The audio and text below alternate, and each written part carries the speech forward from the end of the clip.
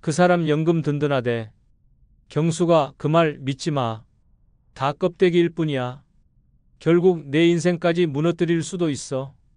늙어 나이 많은 남자 만나면 안 되는 이유는 단순히 나이 차이가 아니라 그들이 내세우는 경제적 안정이 환상에 불과하기 때문입니다. 겉으론 집이 몇 채 있다, 연금이 넉넉하다 큰 소리치지만 실제로는 담보 잡힌 집, 빚더미 위에 연금, 자식들의 끝없는 요구가 뒤엉켜 있습니다. 여자는 든든한 미래를 기대했다가 하루아침에 파산자의 아내로 전락하고 노후까지 송두리째 무너집니다. 사랑의 이름으로 시작했지만 현실은 빚, 독촉, 전화와 눈물뿐인 삶으로 이어집니다. 경제적 안정이라는 달콤한 말은 결국 지옥의 문을 여는 열쇠일 뿐입니다. 첫 번째, 늙어 나이 많은 남자 만나면 안 되는 이유는 상대는 왕, 나는 하인이 되기 때문입니다. 나이 많은 남자와의 사랑을 꿈꾸며 들어간 결혼 생활은 달콤하지 않습니다. 그가 가진 연륜과 경험은 지혜가 아니라 지배의 무기로 쓰이고 여자는 존중받는 아내가 아니라 부려지는 하인으로 전락합니다. 남자는 왕처럼 명령만 내리고 여자는 끝없이 시중드는 하녀처럼 살아가게 됩니다. 사랑이라 믿었던 순간이 사실은 권력과 지배의 덫이었던 겁니다. 서울 은평구에 사는 김윤정 씨는 이런 현실을 뼈저리게 겪었습니다. 남편은 나이 차이가 나도 너만 편하게 해줄게라며 그녀를 설득했습니다. 하지만 결혼 후 그녀의 삶은 달라졌습니다. 남편은 식사 때마다 국은 왜 이렇게 싱겁냐, 반찬은 왜 이렇게 허접하냐라며 불만을 퍼부었습니다. 심지어 양말 하나, 구두 닦는 것까지 그녀의 몫이었습니다. 집에서는 왕처럼 군림하고 윤정 씨는 마치 집안 하인처럼 허리를 굽혀 살아야 했습니다. 어느 날 친구에게 그녀는 울먹이며 말했습니다. 나는 아내가 아니라 가사도우미야. 그것도 무급으로. 부산 사하구에 사는 이지연 씨의 경우는 더 충격적이었습니다. 남편은 집안 살림은 물론 병원 예약, 은행 업무, 심지어 친구들과의 모임 준비까지 모두 아내에게 떠넘겼습니다. 지연 씨가 나도 좀 쉬고 싶다고 말하면 돌아오는 대답은 내 나이에 내가 이런 일까지 하게 할 거냐였습니다. 그는 왕이었고 그녀는 평생의 하인이었습니다. 결국 지연 씨는 우울증 진단을 받고 심리 상담을 받아야 했습니다. 상담사 앞에서 그녀는 고개를 떨구며 속삭였습니다. 내 이름은 사라지고 나는 남편의 그림자일 뿐이에요. 대구 수성구에 사는 장은영 씨는 또 다른 고통을 겪었습니다. 남편은 집 밖에서는 점잖은 어른으로 보였지만 집 안에서는 완벽한 폭군이었습니다. 그녀가 친구와 통화를 하려고 하면 하인 주제에 어디서 입을 나불 때냐는 모욕적인 말을 퍼부었습니다. 장 씨는 결국 친구들과의 관계를 끊고 사회와 고립된 채 오직 남편의 심부름만 하며 살아야 했습니다. 집은 안식처가 아니라 감옥이었고 남편은 사랑하는 사람이라기보다 독재자였습니다. 이렇듯 늙은 남자와의 관계는 균형 잡힌 동반자가 되지 못합니다. 그는 나이를 방패 삼아 명령을 일삼고 여자는 그의 삶을 떠받드는 하인이 됩니다. 젊음은 사라지고 사랑은 권력이 되어 여자의 숨통을 죄어옵니다. 남자의 말은 법이고 여자의 존재는 무시됩니다. 결국 가정은 사랑의 공간이 아니라 왕과 하인의 권력 구조로 굳어집니다.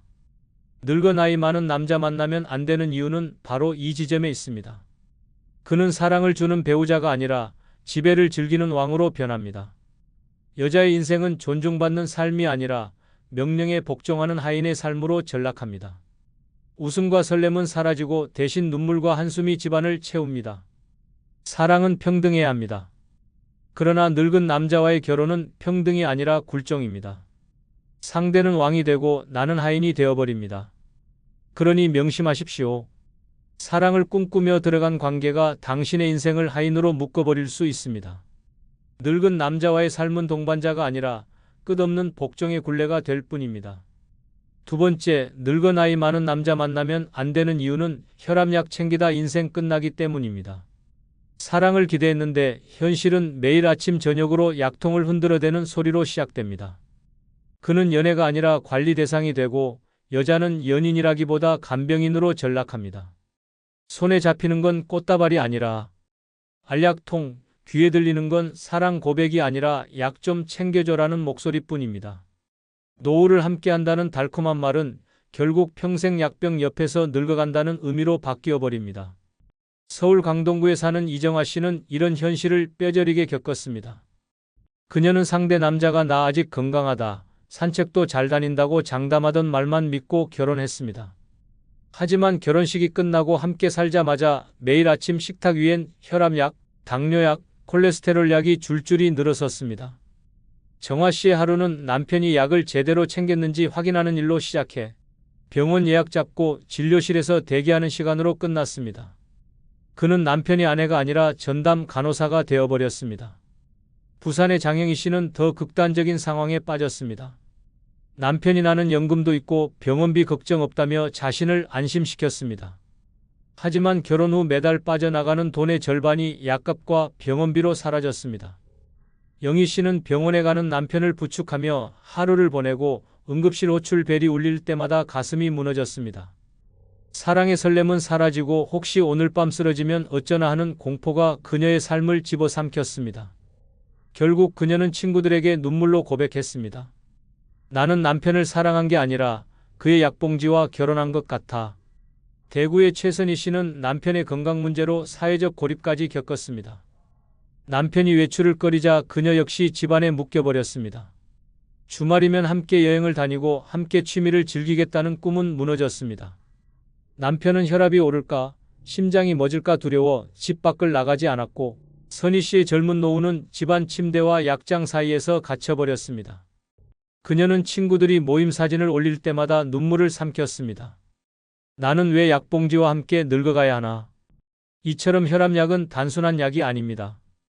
그것은 인생의 족쇄가 되고 여자의 자유를 빼앗아갑니다. 사랑을 기대했던 손길은 결국 환자의 체온을 재고 혈압계를 감싸는 손길로 변합니다. 결혼은 동반자가 아니라 간병 계약이 되고 여자는 평생을 돌봄의 사슬에 묶여 살아가야 합니다. 늙어 나이 많은 남자 만나면 안 되는 이유는 바로 이 지점에 있습니다. 오늘은 사랑의 대화로 시작해도 내일은 병원 대기실에서 시작됩니다. 연애의 설렘은 사라지고 건강 걱정과 약통 챙기기가 삶의 중심이 됩니다. 결국 여자는 스스로의 노후를 포기하고 남의 건강을 위해 인생을 갈아넣게 됩니다. 사랑은 활력이어야 합니다. 그러나 늙은 남자의 삶은 사랑이 아니라 약에 묶인 생존입니다. 그 현실을 받아들이는 순간 여자의 미래는 병실의 하얀 벽으로 갇혀버립니다. 그러니 절대 착각하지 마십시오. 늙어 나이 많은 남자의 약봉지는 당신의 노후를 집어삼키는 블랙홀입니다. 혈압약 챙기다 인생이 끝나버린 뒤에 후회하지 말아야 합니다. 세 번째, 늙어 나이 많은 남자 만나면 안 되는 이유는 잔소리가 폭탄처럼 쏟아지기 때문입니다. 처음에는 경험에서 우러난 충고라 생각하고 참고 듣습니다. 하지만 시간이 지날수록 그 말들은 충고가 아니라 독이 됩니다. 아침에 눈 뜨자마자 밥은 왜 그렇게 하냐? 옷은 왜 그렇게 입냐? 말투는 왜 그렇게 거칠냐라는 소리가 폭탄처럼 쏟아집니다. 하루 종일 이어지는 말폭탄에 귀는 멍해지고 마음은 서서히 무너집니다. 결국 사랑이 아니라 고문 같은 동거가 되는 것입니다. 서울 강북구에 사는 김은숙 씨는 재혼을 결심했을 때 설렘보다 안정을 기대했습니다. 그러나 결혼 생활은 달콤함 대신 매일같이 쏟아지는 잔소리의 연속이었습니다. 남편은 아침에 커피를 조금 진하게 탔다고 버럭 화를 내고 TV 채널을 바꿨다고 불같이 잔소리를 퍼부었습니다. 처음에는 나를 아껴서 그러는구나라고 생각했지만 곧 그것이 단순한 잔소리가 아니라 통제 욕구라는 걸 깨달았습니다. 은숙 씨는 결혼 1년 만에 친구에게 이렇게 말했습니다. 나는 남편이 아니라 잔소리와 살고 있어. 부산 해운대에 사는 박현숙 씨의 경우는 더 참혹했습니다. 남편은 매일같이 과거 얘기를 꺼냈습니다. 내가 젊었을 땐 이렇게 했는데 너는 왜 못하냐? 식탁에서 밥을 먹을 때조차 과거의 무용담과 비교 섞인 잔소리가 쏟아졌습니다. 밥맛이 떨어져 결국 한 끼를 건너뛰기도 했고 현숙 씨는 점점 살이 빠져갔습니다. 결국 병원에서 영양실조 진단을 받았고 의사에게서 정신적 스트레스가 원인이라는 말을 들었습니다. 사랑이 아니라 잔소리 폭탄에 신체까지 망가진 끔찍한 현실이었습니다. 대구 달서구에 사는 최정희 씨는 남편의 잔소리 때문에 사회적 관계까지 무너졌습니다. 남편은 그녀가 친구를 만나러 나갈 때마다 그런 사람 만난다고 뭐가 달라지냐. 괜히 돈 쓰고 시간 낭비한다라며 온갖 말폭탄을 퍼부었습니다. 처음엔 그냥 설득이라 생각했지만 점점 외출조차 두려워졌습니다. 결국 친구들과의 관계가 끊기고 그녀는 집안에 고립된 채 남편의 잔소리만 듣는 삶을 살게 됐습니다. 정희 씨는 말했습니다. 나는 결혼해서 사랑을 얻은 게 아니라 고립과 통제를 얻었다. 이처럼 늙은 남자의 잔소리는 단순한 습관이 아닙니다. 그것은 상대를 지치게 하고 자유를 빼앗고 삶을 갉아먹는 폭탄입니다. 하루아침에 내뱉는 말이 아니라 매일매일 쌓여 결국 여자의 정신을 무너뜨립니다.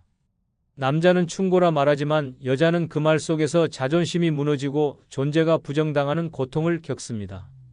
결국 사랑은 사라지고 집은 전쟁터로 변합니다.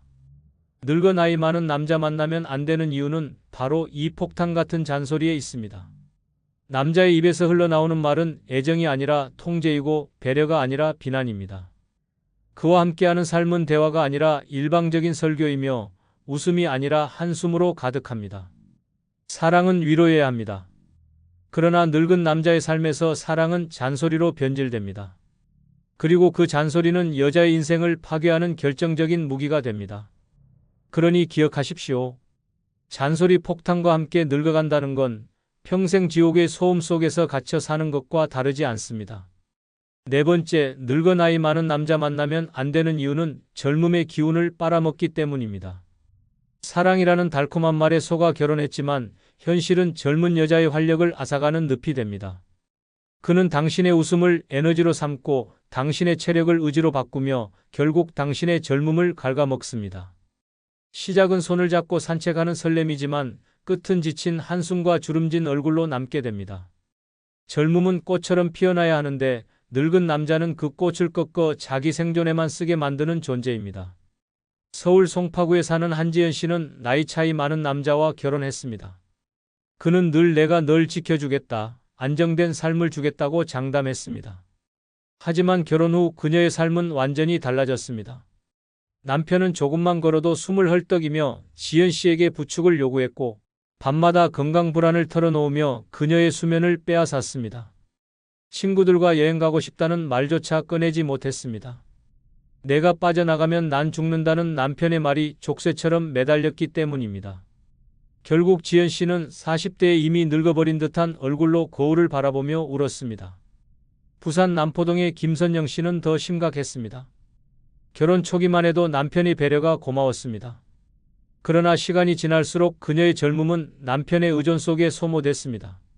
주말이면 친구들과의 약속 대신 남편의 병원 동행이 일상이 됐고 건강식 챙기느라 그녀의 취미와 여가는 사라졌습니다. 결국 10년이 채 안 돼 그녀는 10살은 더 늙어 보인다는 말을 들었습니다. 남편 곁에 있는 순간 그녀의 생기는 빨려나갔고 삶은 점점 무거운 돌덩이가 되어갔습니다.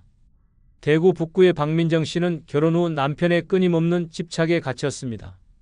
남편은 젊은 내가 곁에 있어야 내가 숨을 쉰다며 그녀를 붙잡았습니다. 민정 씨가 새로운 사람을 만나거나 일을 하려 하면 남편은 너의 젊음을 남에게 뺏기지 말라며 막아섰습니다. 결국 그녀는 친구, 사회, 직업 모두 잃고 오직 남편의 그림자 속에 갇혀 살았습니다. 그 결과 민정 씨는 40이 되기도 전에 우울증 약을 손에 쥐고 있었습니다. 남편의 사랑은 그녀의 젊음을 흡혈하듯 빨아먹은 독이었습니다. 이렇듯 늙은 남자와의 삶은 젊음을 지켜주는 것이 아니라 앗아가는 과정입니다. 당신의 웃음은 그의 위로가 되고 당신의 활력은 그의 생존 에너지가 됩니다. 그러나 당신 자신에게는 아무것도 남지 않습니다. 나눠 가져야 할 사랑은 일방적인 소모가 되고 당신의 청춘은 그의 불안과 무력함을 떠받치는 연료로만 쓰입니다. 늙어 나이 많은 남자 만나면 안 되는 이유는 바로 여기에 있습니다. 그는 당신의 젊음을 빛나게 하지 않습니다.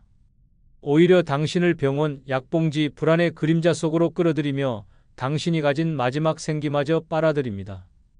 결국 당신은 사랑을 준 게 아니라 젊음을 바친 희생양이 되고 맙니다. 사랑은 서로를 살리는 힘이어야 합니다. 그러나 늙은 남자의 사랑은 흡혈처럼 젊음을 갉아먹는 함정입니다. 그러니 명심하십시오. 젊음은 다시 돌아오지 않습니다.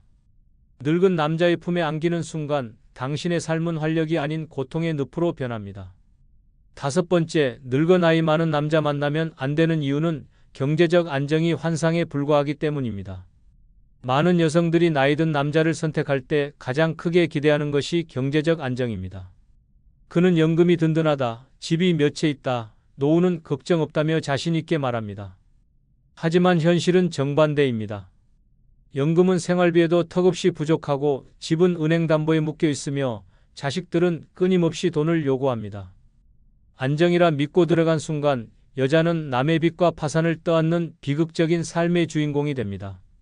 서울에 사는 김미선 씨는 재혼을 결심했습니다. 상대 남자가 늘 나는 연금만으로도 넉넉하다, 집도 2채나 있다라고 자랑했기 때문입니다. 처음에는 믿을만 했습니다. 좋은 식당에서 밥을 사주고 비싼 옷을 입고 다니며 늘 자신감 넘치는 모습을 보였습니다. 그러나 혼인신고 후 진실은 드러났습니다. 집 2채 중 1채는 이미 은행의 담보로 넘어가 있었고 다른 1채는 세입자 보증금을 돌려줘야 하는 상황이었습니다. 결국 2집 모두 경매에 넘어가 버렸고 미선 씨는 하루아침에 길바닥에 내몰렸습니다. 그녀가 기대했던 경제적 안정은 신기루였고 남은 것은 빚, 독촉, 전화와 절망뿐이었습니다. 부산의 최영숙 씨도 비슷한 함정에 빠졌습니다. 그녀가 만난 남자는 나는 자식들이 다 잘 돼서 돈 걱정 없다라고 호언장담했습니다. 하지만 결혼하고 보니 현실은 정반대였습니다. 자식들은 제 몫을 다하지 못한 채 부모에게 의존했고 학비, 결혼자금, 생활비까지 요구했습니다. 결국 영숙 씨는 남의 자식 빚을 떠안는 신세가 되었고 자신의 노후를 위해 모아둔 돈까지 쓸 수밖에 없었습니다. 사랑이라 믿었던 결혼이 결국 남의 가족을 먹여 살리는 노예 계약으로 변한 것입니다. 대구의 윤정희 씨는 더 끔찍한 현실을 마주했습니다. 남편은 나는 연금만으로도 한 달 생활비가 충분하다라며 자신을 어필했습니다. 하지만 결혼 후 드러난 것은 수천만 원의 도박빚이었습니다.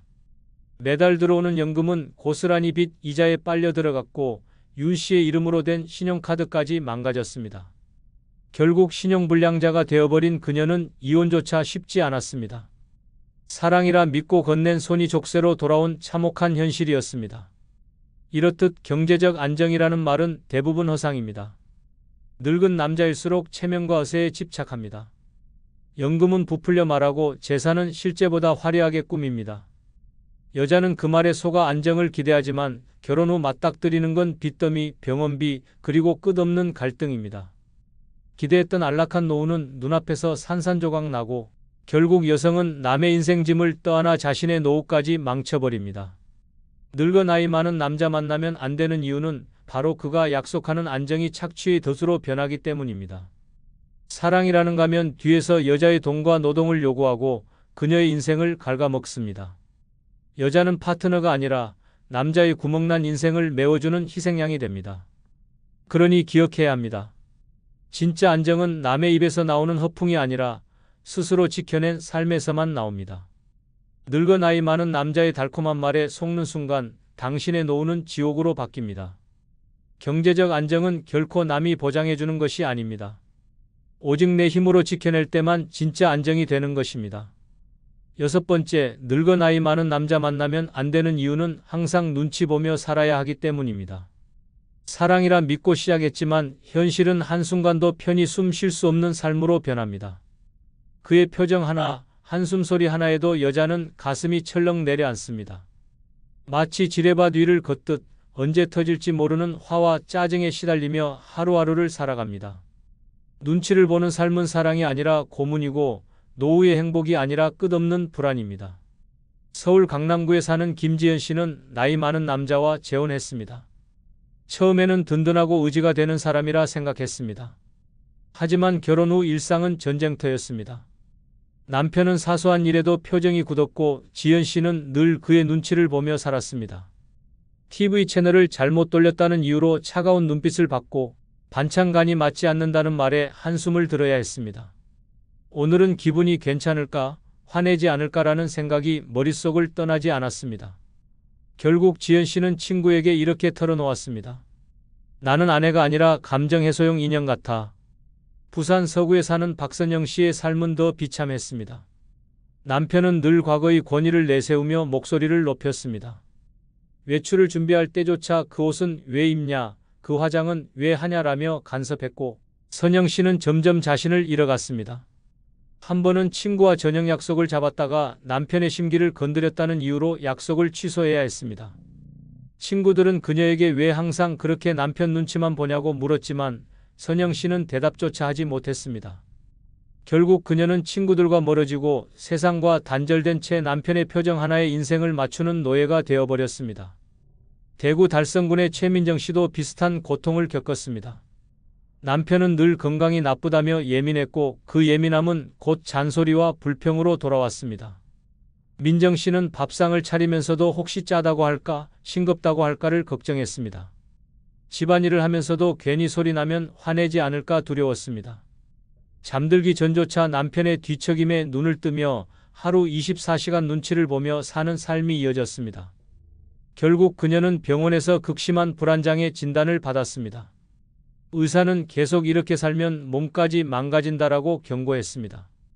이렇듯 늙은 남자와의 결혼은 안정이 아니라 긴장의 연속입니다. 여자는 상대의 눈치를 보느라 자기 자신을 버리고 결국 삶 전체가 피폐해집니다. 웃음은 사라지고 말조차 줄어들며 사람답게 살 권리를 잃어버립니다. 그의 기분이 법이 되고 그녀의 존재는 그저 맞춰주는 그림자로 전락합니다. 늙어 나이 많은 남자 만나면 안 되는 이유는 바로 이 끝없는 눈치 보기 때문입니다. 남편의 표정과 기분에 인생을 걸고 스스로를 잃어버리는 삶은 결코 사랑이 아닙니다. 그것은 지배와 복종이며 고통의 덫입니다. 사랑은 편안해야 합니다. 그러나 늙은 남자와의 삶은 편안함이 아니라 긴장과 두려움입니다. 항상 눈치를 보며 사는 순간 당신의 삶은 더 이상 당신 것이 아닙니다. 그러니 기억하십시오. 늙은 남자의 곁에 서는 순간 당신의 노후는 행복이 아니라 끝없는 눈치의 지옥으로 변해버린다는 사실을. 여보, 당신은 왜 그렇게 죽을 때까지 일만 하려는 거야? 안 벌면 불안하잖아. 노후에 돈 없으면 어쩌려고. 이제 그만해. 젊었을 때 고생한 보상으로 딱 1년만 원 없이 놀아봐. 그래야 당신 인생이 살아. 다 부질없다. 65세 이후엔 노는 게 최고인 이유는 일을 놓지 못한 채 하루하루를 버티다 보면 결국 돈은 남아도 내 삶은 사라지기 때문입니다. 통장 속 숫자는 늘어나지만 내 몸은 무너지고 내 마음은 메말라갑니다. 병원 침대에 누워 억울하게 후회하는 순간 그제야 깨닫습니다. 차라리 놀걸, 차라리 쓸걸. 돈은 쌓아둘수록 무겁지만 내가 웃으며 쓰는 순간은 인생을 살려내는 불꽃이 됩니다. 지금 쓰는 여행비가 내 행복이고 지금 먹는 한 끼가 내 추억입니다. 노년의 진짜 지혜는 더 버는 게 아니라 지금 살아있음을 누리는 것에 있습니다. 구독, 좋아요, 알림 설정 누르시면 시작하겠습니다. 아울러 주변의 소중한 분들에게 많은 공유 부탁드립니다. 다 부질없다. 65세 이후엔 노는 게 최고인 첫 번째 이유는 아껴둔 돈은 결국 다른 사람이 대신 쓰기 때문입니다. 평생 죽도록 일해 모아둔 돈을 내가 쓰지 못하면 결국 그 돈은 내 손을 떠나 남의 손에 들어가게 됩니다. 그리고 그 순간부터 돈은 내 것이 아니고 내가 흘린 땀의 흔적조차 남지 않습니다. 경기도 성남에 살던 장기호 씨는 40년간 철강 공장에서 일하며 살았습니다. 비가 오나 눈이 오나 한 번도 쉬지 않았고 자식들 학비와 집 대출 갚고도 남은 돈을 모아 통장에 꼬박꼬박 넣었습니다. 그는 늘 내가 죽기 전에 아이들한테 다 남겨줘야 한다는 말을 입에 달고 살았습니다. 하지만 정작 본인은 외식 한 번, 여행 한 번 제대로 가지 못했습니다. 옷은 낡아도 버티고 먹고 싶은 것도 참고 친구들이 부르면 돈 아깝다며 피했습니다. 그렇게 평생을 아끼며 살던 그는 은퇴 5년 만에 쓰러져 병원에서 세상을 떠났습니다. 통장엔 3억 원이 남아 있었지만 그 돈은 그 순간부터 더 이상 그의 것이 아니었습니다. 자식들이 나눠 갖는 과정에서 갈등이 불거졌고 결국 형제 사이가 갈라졌습니다. 장 씨가 평생 고생해 모은 돈은 본인에게 단 한순간의 행복도 주지 못했고 남은 가족에게는 싸움의 불씨가 되었을 뿐입니다. 돈은 내가 살아있을 때 내가 직접 쓰는 순간에만 내 것입니다. 내가 입으로 맛보고 눈으로 보고 몸으로 느끼며 쓰는 그 순간에만 돈은 내 삶을 빛내는 도구가 됩니다. 그렇지 않으면 그 돈은 결국 다른 사람 손에 들어가 낭비되거나 내가 의도하지 않은 방식으로 사라집니다. 부모가 아껴둔 돈을 자식이 허투루 쓰는 경우는 흔합니다. 몇십 년 피땀 흘려 모은 돈이 고작 몇 달 만에 외제차 값이나 유흥비로 날아가는 모습을 본다면 그것보다 허무한 일이 어디 있겠습니까? 전북 군산의 김순자 씨는 정반대의 선택을 했습니다. 남편이 세상을 떠난 뒤 그녀는 깨달았습니다. 내가 안 쓰면 이 돈은 결국 내 것이 아니다. 그는 적금을 깨고 평생 하고 싶던 일을 했습니다. 친구들과 전국 여행을 다니며 사진을 남겼고 손주들에게 맛있는 음식을 사주며 웃음을 나눴습니다. 가고 싶었던 강릉 바다를 보며 이게 내 돈의 값어치구나라고 눈물을 흘렸습니다. 그 순간 돈은 단순한 숫자가 아니라 평생의 노고가 결실로 돌아온 증거였습니다. 김 씨는 말했습니다. 내가 쓴 돈만이 내 것이고 웃음으로 돌아온 순간만이 내 인생이에요. 노년에 아껴둔 돈은 안전망이 아니라 족쇄가 될 수 있습니다. 혹시 모를 미래를 위해라는 명분으로 돈을 움켜쥐고만 있다 보면 정작 내 삶은 현재가 사라지고 불안과 걱정만 남습니다. 그렇게 쌓아둔 돈은 결국 남의 손에 들어가고 내 인생의 노력은 허무하게 지워집니다. 하지만 지금 내가 쓰는 돈은 내 삶의 역사가 되고 내 존재를 증명하는 힘이 됩니다. 내가 쓰는 순간 돈은 추억으로, 행복으로, 웃음으로 변합니다. 다 부질없습니다. 아껴둔 돈은 결국 다른 사람이 대신 씁니다. 내가 쓰지 않으면 내 것이 아니고 내 삶도 아닌 것입니다. 그러니 지금 당장 내 손으로 내 행복을 위해 써야 합니다. 오늘 내가 쓰는 돈이야말로 진짜 내 것이고 내 인생을 살아있게 만드는 유일한 증거입니다. 당신의 노년을 후회와 허무함으로 남길 것인지 웃음과 추억으로 채울 것인지는 지금의 선택에 달려 있습니다. 다 부질없다. 65세 이후엔 노는 게 최고인 두 번째 이유는 돈은 쓸 때 내 거지 안 쓰면 도둑 맞는 것이기 때문입니다. 전남 순천의 한 어르신은 평생 한 푼이라도 모아야 산다는 말을 입에 달고 살았습니다. 친구들이 이제 좀 쓰며 살라고 권해도 그는 늘 나중에 자식들한테 보태주려고라며 거절했습니다. 외식 한 번, 여행 한 번 없이 살아온 결과 통장에는 수억 원이 쌓였습니다. 그러나 정작 본인이 세상을 떠난 순간부터 그 돈은 순식간에 그의 것이 아니게 되었습니다. 장례식장에서부터 자식들은 서로 누가 더 많이 가져가야 한다며 얼굴을 붉혔고 결국 법정으로까지 이어졌습니다. 피땀 흘려 모은 돈이 가족을 지켜주기는커녕 자식들의 전쟁 도구로 변한 것입니다. 결국 그는 생전에 한 번도 제대로 누려보지 못한 채 죽고 난 뒤엔 돈마저 도둑맞는 처참한 결말을 맞았습니다.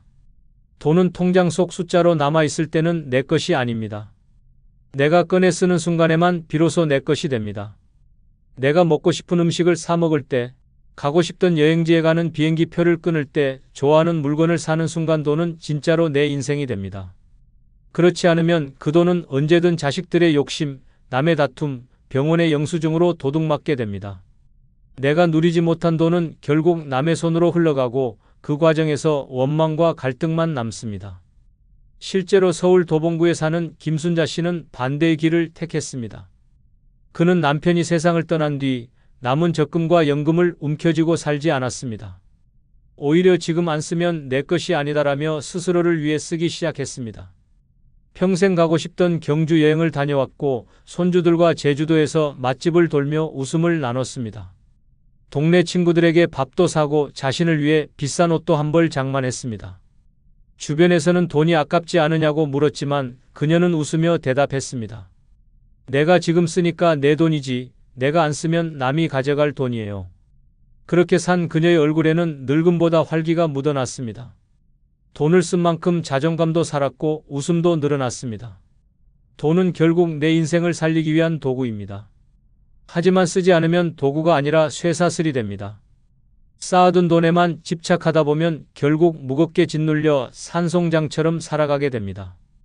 반대로 쓰는 순간 그 돈은 나의 자유가 되고 나의 즐거움이 되고 나의 자존감을 일으켜 세웁니다. 먹고 싶은 것을 먹으며 이건 내 힘으로 산 거야 라는 당당함을 느낄 때, 여행을 다니며 내가 살아있다라는 감각을 되찾을 때, 그 돈은 비로소 내 삶을 살려내는 불꽃이 됩니다. 노년의 가장 큰 후회는 돈을 못 모았다가 아닙니다. 돈이 있는데도 못 썼다는 것입니다. 아껴두다 병원비로 다 날려버리고 남겨둔 돈 때문에 자식들이 싸우고 결국 내가 누리지 못한 채 사라진다면 그것보다 허무한 인생이 어디 있겠습니까? 내 인생은 내가 살아내야 합니다. 그러려면 지금 당장 내 손으로 돈을 꺼내 쓰는 용기가 필요합니다. 다 부질없다. 돈은 쓸 때만 내 것입니다. 내가 안 쓰면 결국 도둑 맞습니다. 은행 잔고는 나를 지켜주지 않습니다. 지금 내가 쓰는 돈만이 내 인생을 빛내고 내 자존심을 살리고 내 존재를 증명합니다. 당신의 노년을 도둑맞은 돈과 후회로 채울 것인지 웃음과 추억으로 채울 것인지는 바로 지금의 선택에 달려 있습니다. 다 부질없다. 65세 이후엔 노는 게 최고인 세 번째 이유는 돈 안 쓰고 떠난 사람, 다들 후회하며 눈 감기 때문입니다. 평생 아끼며 살던 사람들의 마지막은 너무나도 비슷합니다. 경기도 안양에 살던 박영수 씨는 젊을 때부터 돈을 허투루 쓰지 않았습니다. 동네 사람들끼리 여행을 가자 해도 늘 돈 아깝다.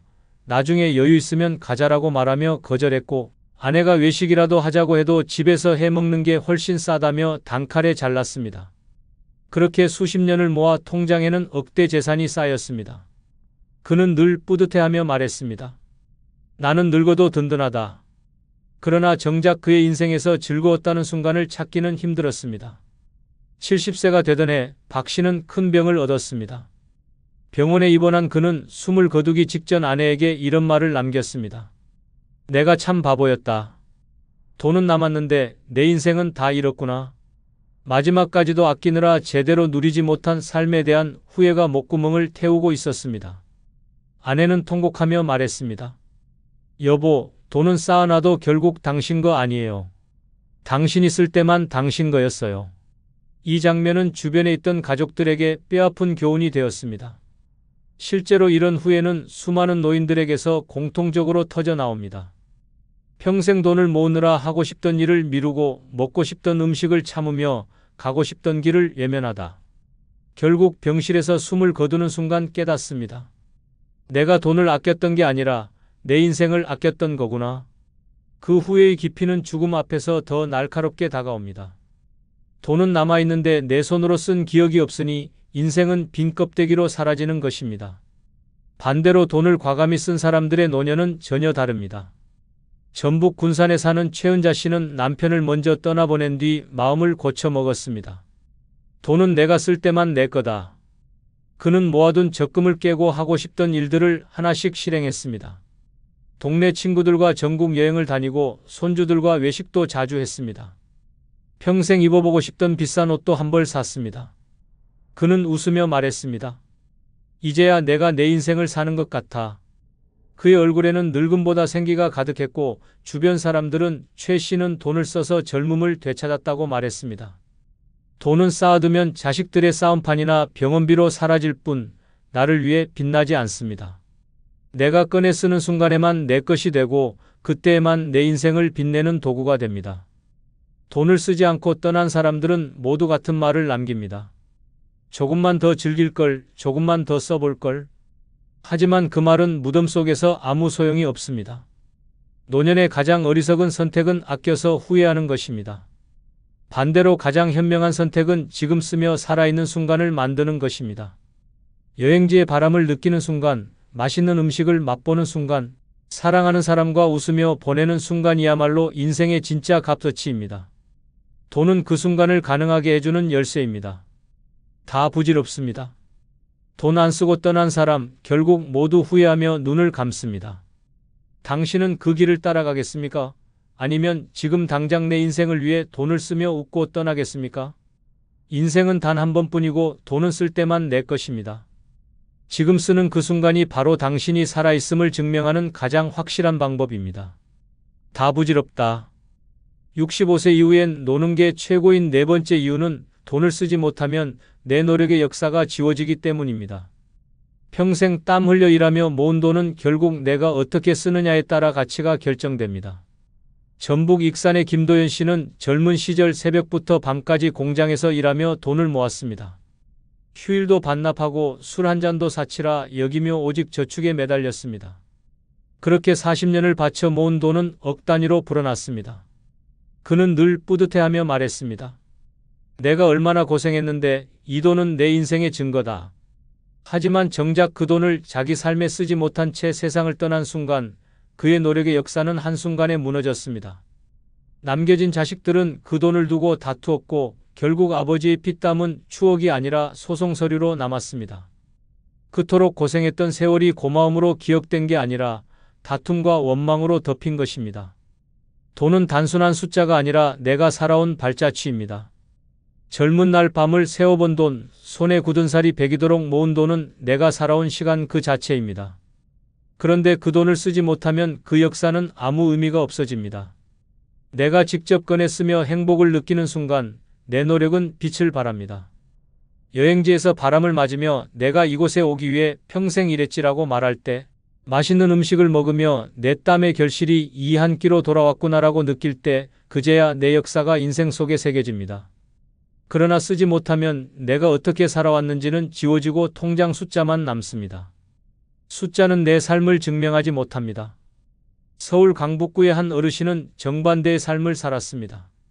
젊을 때 작은 가게를 운영하며 모은 돈을 노년에 아낌없이 자신을 위해 썼습니다. 친구들과 전국을 돌며 사진을 남기고 손주들에게 맛있는 음식을 사주며 웃음을 나눴습니다. 그가 세상을 떠난 뒤 가족들은 돈보다 추억을 이야기했습니다. 아버지는 평생 열심히 살았고 마지막까지 본인답게 행복하게 쓰셨다. 그의 노력의 역사는 돈이 아니라 추억과 기억으로 남은 것입니다. 돈을 쓴 덕분에 그는 고생만 한 아버지가 아니라 삶을 제대로 누린 어른으로 기억되었습니다. 노년에 돈을 쓰지 못하면 결국 내 땀의 가치도 사라지고 내 삶의 노력은 흔적 없이 지워집니다. 그러나 쓰는 순간 그 돈은 내 역사에 색을 입힙니다. 나를 웃게 하고 주변 사람들에게 기억을 남기고 내 존재가 헛되지 않았음을 증명합니다. 다 부질없습니다. 돈은 쓰지 않으면 단순한 종이에 불과하고 내가 쓰는 순간에만 내 노력의 역사가 됩니다. 병원비로 허무하게 사라지거나 자식들 다툼의 불씨로 변하기 전에 지금 당장 내 삶을 위해 써야 합니다. 그렇게 쓸 때 내 땀과 고생의 흔적이 사라지지 않고 아름다운 이야기로 남습니다. 당신의 노년을 지워진 역사로 만들 것인지 살아있는 역사로 남길 것인지는 지금의 선택에 달려 있습니다. 다 부질없다. 65세 이후엔 노는 게 최고인 5번째 이유는 돈을 쓰며 웃는 게 가장 값진 인생의 결실이기 때문입니다. 평생을 허리띠 졸라매며 살아온 사람도 결국 마지막 순간에 깨닫습니다. 내가 버티며 모은 돈의 진짜 가치는 통장에 숫자가 늘어난 데 있지 않고 내가 직접 쓰면서 남긴 웃음과 행복에 있다는 것을 말입니다. 전남 여수의 박영호 씨는 젊을 때부터 가족을 위해 온갖 고생을 다했습니다. 새벽마다 바다에 나가 물고기를 잡았고 비 오는 날에도 장화를 신고 시장에 나가 생선을 팔았습니다. 자식들 학비와 집 장만을 위해 자신의 옷 한 벌, 술 한 잔조차 아끼며 모았습니다. 은퇴 후에는 통장에 수억 원이 쌓였지만 정작 본인은 한 번도 여행을 가본 적 없었고 친구들과 마음 편히 웃으며 밥을 먹은 적도 드물었습니다. 그렇게 버티다 병을 얻어 병원 침대에 눕게 된 그는 눈을 감기 전 이런 말을 남겼습니다. 내가 왜 그 돈을 안 쓰고 살았을까? 웃어본 기억이 없네. 그의 자식들은 재산을 물려받았지만 아버지의 얼굴에 남은 표정은 평생의 고생이 지운 웃음 없는 모습이었습니다. 반대로 충북 제천의 김정순 씨는 다른 선택을 했습니다. 남편이 세상을 떠난 뒤 그는 자신을 위해 과감히 돈을 쓰기 시작했습니다. 평생 해보고 싶던 수영을 배우고 친구들과 전국을 다니며 맛있는 음식을 먹었습니다. 제주도에서 바닷바람을 맞으며 웃었고 손주들과 디즈니 영화를 보며 함께 아이스크림을 먹었습니다. 그는 늘 말했습니다. 돈은 쌓아둘 때 힘이 되는 게 아니라 쓰며 웃을 때 진짜 내 것이 된다. 그의 얼굴에는 나이를 거슬러 올라가는 듯한 생기가 있었고 주변 사람들 모두 김 씨는 돈을 써서 웃음을 얻었기 때문에 젊게 산다고 했습니다. 돈을 쓴다는 건 단순한 소비가 아닙니다. 그것은 내가 살아온 세월에 대한 보상이고 노력의 결실을 맛보는 순간입니다. 내가 흘린 땀이 웃음으로 바뀌는 때 비로소 내 인생은 완성됩니다. 돈을 쓰지 않으면 내 노력은 숫자로만 남고 결국 아무 의미 없이 사라집니다. 그러나 내가 웃으며 쓰는 순간 그 돈은 기억이 되고 추억이 되며 나의 자존감을 지켜주는 힘이 됩니다. 노년에 진짜 두려운 것은 돈이 없는 것이 아니라 웃음이 없는 삶입니다. 아무리 돈이 많아도 웃지 못하면 인생은 허무하고 반대로 돈이 많지 않아도 쓰는 순간마다 웃음이 피어나면 그 인생은 가장 값진 결실을 맺는 것입니다. 다 부질없습니다. 65세 이후에는 돈을 쌓아두는 것이 아니라 쓰면서 웃어야 합니다. 그 웃음이야말로 내가 살아왔음을 증명하는 가장 값진 결실이자 세상 어떤 것과도 바꿀 수 없는 보물입니다. 당신의 노년을 후회와 한숨으로 채울지 웃음과 행복으로 채울지는 지금 당신의 손에 달려 있습니다. 다 부질없다.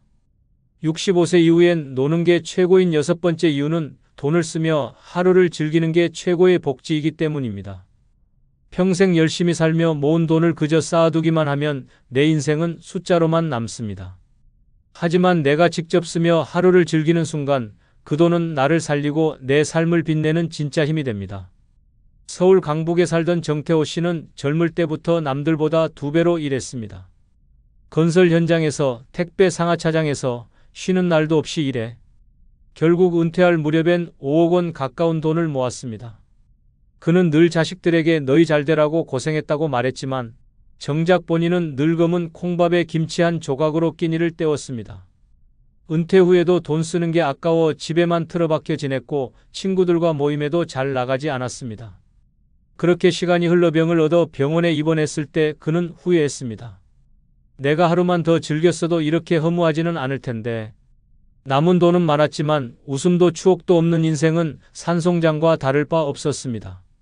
반대로 전주에 사는 이정순 씨는 은퇴 후 자신을 위해 돈을 쓰기로 결심했습니다. 매일 아침 동네 카페에서 좋아하는 라떼를 마시며 신문을 읽었고 일주일에 한 번은 친구들과 모여 고깃집에서 회포를 풀었습니다. 가끔은 손주들을 데리고 근교 여행을 떠나 웃음을 나눴습니다. 그녀는 말했습니다. 내가 하루를 즐기며 쓰는 이 돈이야말로 최고의 복지예요. 집에 쌓아둔 돈은 나를 지켜주지 못하지만 내가 쓰는 이 순간은 나를 살아있게 하죠. 그녀의 노년은 돈이 많지 않아도 늘 활기가 넘쳤고 주변 사람들 모두 그녀와 함께하는 시간을 기다렸습니다. 진짜 복지는 정부에서 주는 혜택이나 제도만이 아닙니다. 내가 스스로 나를 위해 쓰는 돈, 그 돈으로 하루를 즐기며 얻는 웃음과 여유가 최고의 복지입니다. 하루에 한 번 맛있는 음식을 먹고 마음 가는 대로 작은 선물을 사고 짧은 여행을 떠나는 것이야말로 나를 지켜주는 진짜 보험입니다. 돈은 쌓아두면 무거운 짐이 되지만 쓰면 삶을 가볍게 하고 웃음을 불러옵니다. 노년의 가장 큰 불행은 돈이 없는 것이 아니라 돈이 있어도 쓰지 못하는 것입니다. 그렇게 살면 결국 남는 건 후회와 공허뿐입니다. 그러나 내가 쓰며 하루를 즐길 때 그 순간은 내 것이 되고 그 하루가 쌓여 내 인생 전체가 복지로 채워집니다. 다 부질없습니다. 돈을 쓰며 하루를 즐기는 것, 그보다 더 확실한 복지는 없습니다. 당신의 노년을 후회로 채울지 웃음과 여유로 채울지는 바로 오늘 내 지갑을 어떻게 여느냐에 달려 있습니다. 영상이 끝나면 여러분의 경험이나 생각을 댓글로 남겨주세요. 여러분의 소중한 경험과 의견이 다른 누군가에게는 큰 힘과 깨달음이 분명될 것입니다. 아울러 멤버십 가입 부탁드리며 오늘 하루도 행복하시고 무탈하시기 바랍니다. 아버지, 이번 달은 저희도 힘들어요. 알아서 좀 하세요. 돈도 없으면서 왜 자꾸 요구만 하세요? 저 노인 아직도 버티네. 가진 것도 없으면서. 이 차가운 말들이 어디서 들려오는지 아십니까? 바로 피땀 흘려 키운 자식들의 입에서 흘러나오는 현실입니다. 노년의 돈이 힘인 이유는 단순히 생활비 때문이 아닙니다. 돈이 없으면 부모는 하루아침에 존중을 잃고 자식에게 무시당하며 결국 외로운 짐짝으로 전락합니다.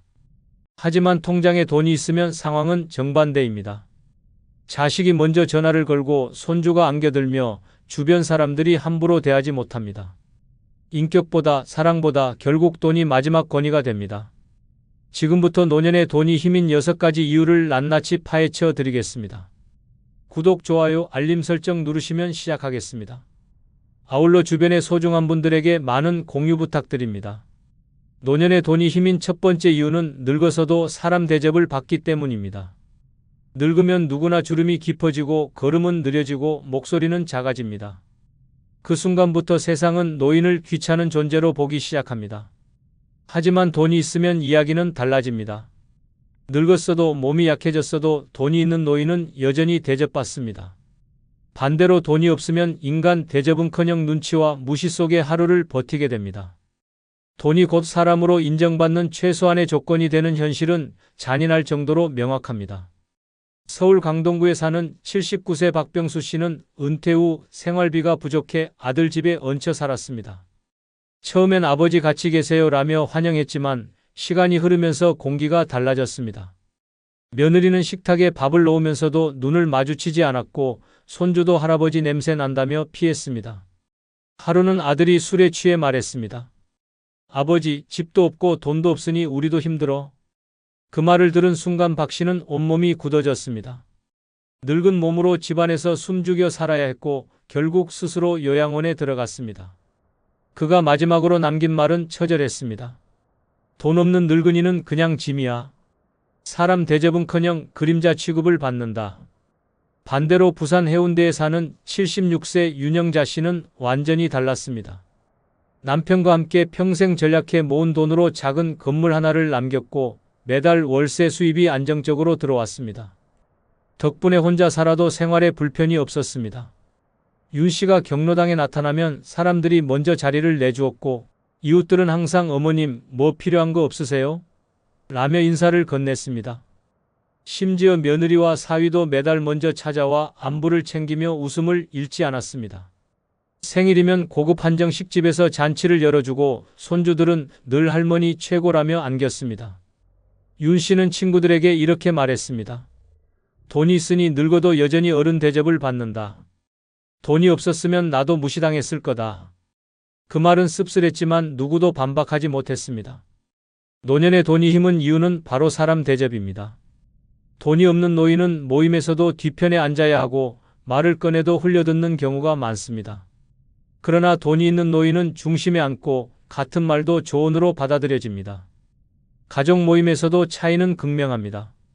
돈 없는 부모가 하는 말은 잔소리로 들리지만 돈 있는 부모의 말은 지혜로 여겨집니다. 이웃과 친척들도 마찬가지입니다. 가진 게 없으면 불편한 존재가 되고 가진 게 있으면 존경받는 존재가 됩니다. 돈은 단순히 생활비를 해결하는 도구가 아닙니다. 그것은 늙어서도 사람으로 대우받게 해주는 마지막 무기입니다. 누구나 나이가 들면 힘은 빠지고 목소리는 작아집니다. 그러나 돈이 있으면 그 작은 목소리조차도 귀 기울여 듣게 됩니다. 돈은 나이를 넘어선 힘이고 늙은 몸을 지켜주는 갑옷입니다. 결국 노년의 돈이 힘은 이유는 늙어서도 사람 대접을 받기 때문입니다. 나이를 먹어도 존엄을 지키고 무시당하지 않고 끝까지 어른으로 남을 수 있는 길은 단 하나, 돈입니다. 눈물이 사람을 지켜주지 못합니다. 노년의 돈이 힘인 두 번째 이유는 자식이 무시하지 않기 때문입니다. 젊을 때는 부모의 희생이 당연한 듯 여겨지지만 시간이 지나 부모가 가진 돈이 사라지면 자식들의 태도도 서서히 변합니다. 부모가 병원비 한 푼, 용돈 몇만 원조차 감당하지 못하면 그 순간부터 존중은 무너지고 부모는 짐으로 취급됩니다. 가슴 아픈 현실이지만 돈이 곧 권위이자 자식 앞에서의 존재 이유가 되어버립니다. 서울 강북구에 사는 78세 박영달 씨는 평생을 건설 현장에서 땀 흘려 일하며 자식 공부에 모든 것을 바쳤습니다. 아들 둘을 대학까지 보내고 결혼 자금까지 대줬지만 본인은 남은 재산 하나 없었습니다. 아내가 세상을 떠난 뒤 혼자가 된 박 씨는 허리 통증이 심해 병원 신세를 지게 됐습니다. 처음엔 아들들이 교대로 간병을 돕겠다고 나섰지만 몇 달 지나지 않아 핑계를 대며 연락이 줄었습니다. 병원비가 쌓이고 생활비를 부탁하는 날이 많아지자 아들은 대놓고 말했습니다. 아버지, 저희도 사는 게 빠듯합니다. 이제는 스스로 좀 해결하세요. 순간 박 씨는 말문이 막혔습니다. 피와 땀으로 키워낸 자식들이었지만 돈이 떨어지자 그 사랑도 무너져 내린 것입니다. 결국 그는 요양원으로 보내졌고 명절에도 자식들이 찾아오지 않는 신세가 됐습니다. 남은 건 돈 없는 아버지는 무용지물이라는 처참한 깨달음뿐이었습니다. 반대로 경기도 용인에 사는 74세 김인숙 씨의 경우는 달랐습니다. 남편이 남긴 상가 건물에서 매달 월세가 꾸준히 들어왔습니다. 생활비는 물론이고 손주들 학원비까지 도와줄 여력이 있었습니다. 그 결과 자식들은 주말마다 김 씨 집을 찾았고 명절에는 온 가족이 모여 화기애애한 시간을 보냈습니다. 손주들은 김 씨에게 안기며 할머니 최고를 외쳤고 아들, 딸은 다투듯이 병원 예약을 챙겼습니다. 김 씨는 속으로 알았습니다. 내가 가진 게 있어서 저들이 나를 모시는 거지. 돈 없었으면 지금처럼 대접 못 받았을 거다. 이 말은 냉정하지만 사실이었습니다. 그녀가 존중받는 이유는 인품도 있지만 결국 돈이 있었기에 가능한 일이었습니다. 노년의 돈이 힘은 이유는 자식과의 관계에서 너무나 명확하게 드러납니다. 돈이 있으면 부모의 말이 조언이 되지만 돈이 없으면 같은 말도 잔소리가 됩니다. 돈이 있으면 자식들이 먼저 찾아오고 돈이 없으면 연락조차 피합니다. 부모의 권위는 혈연이 아니라 통장 잔고에서 비롯됩니다. 병원비를 스스로 내고 손주 용돈을 당당히 주는 부모는 존중을 받지만 생활비를 부탁하는 부모는 눈치와 냉대를 견뎌야 합니다. 돈은 단순한 생활 수단이 아닙니다. 그것은 노년의 존엄을 지켜주는 방패입니다. 돈이 있으면 자식의 눈빛이 따뜻하고 돈이 없으면 차갑습니다. 같은 부모인데 돈의 유무가 태도를 갈라놓습니다. 결국 노후의 돈이 힘인 이유는 단 하나, 자식에게 무시당하지 않기 위해서입니다. 눈물이 존엄을 지켜주지 못합니다. 오직 돈만이 마지막까지 부모를 부모답게 세워줍니다. 노년의 돈이 힘인 세 번째 이유는 이웃이 함부로 대하지 않기 때문입니다. 인간관계의 진실은 피도 눈물도 없습니다.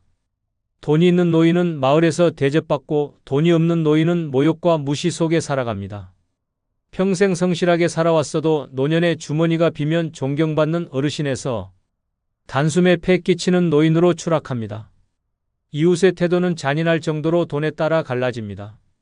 서울 동작구에 사는 79세 오명환 씨는 퇴직 후 가진 게 없어 기초생활수급자로 살았습니다. 처음엔 동네 사람들이 안부를 묻고 시장에서 마주치면 반갑게 인사도 했습니다. 하지만 오 씨가 월세와 관리비 때문에 동네 부동산 사무실에서 매번 밀린 돈을 변명하며 버티자 사람들의 시선은 서서히 달라졌습니다. 또 돈 얘기야? 나이 들어 민폐만 끼치네. 라는 말이 등 뒤에서 들렸습니다. 하루는 아파트 엘리베이터 안에서 이웃이 노골적으로 말했습니다. 관리비도 못 내면서 왜 여기서 살아? 나가야지. 그날 이후 오 씨는 아예 밖에 나가지 않았습니다. 사람들의 시선이 칼처럼 느껴졌기 때문입니다.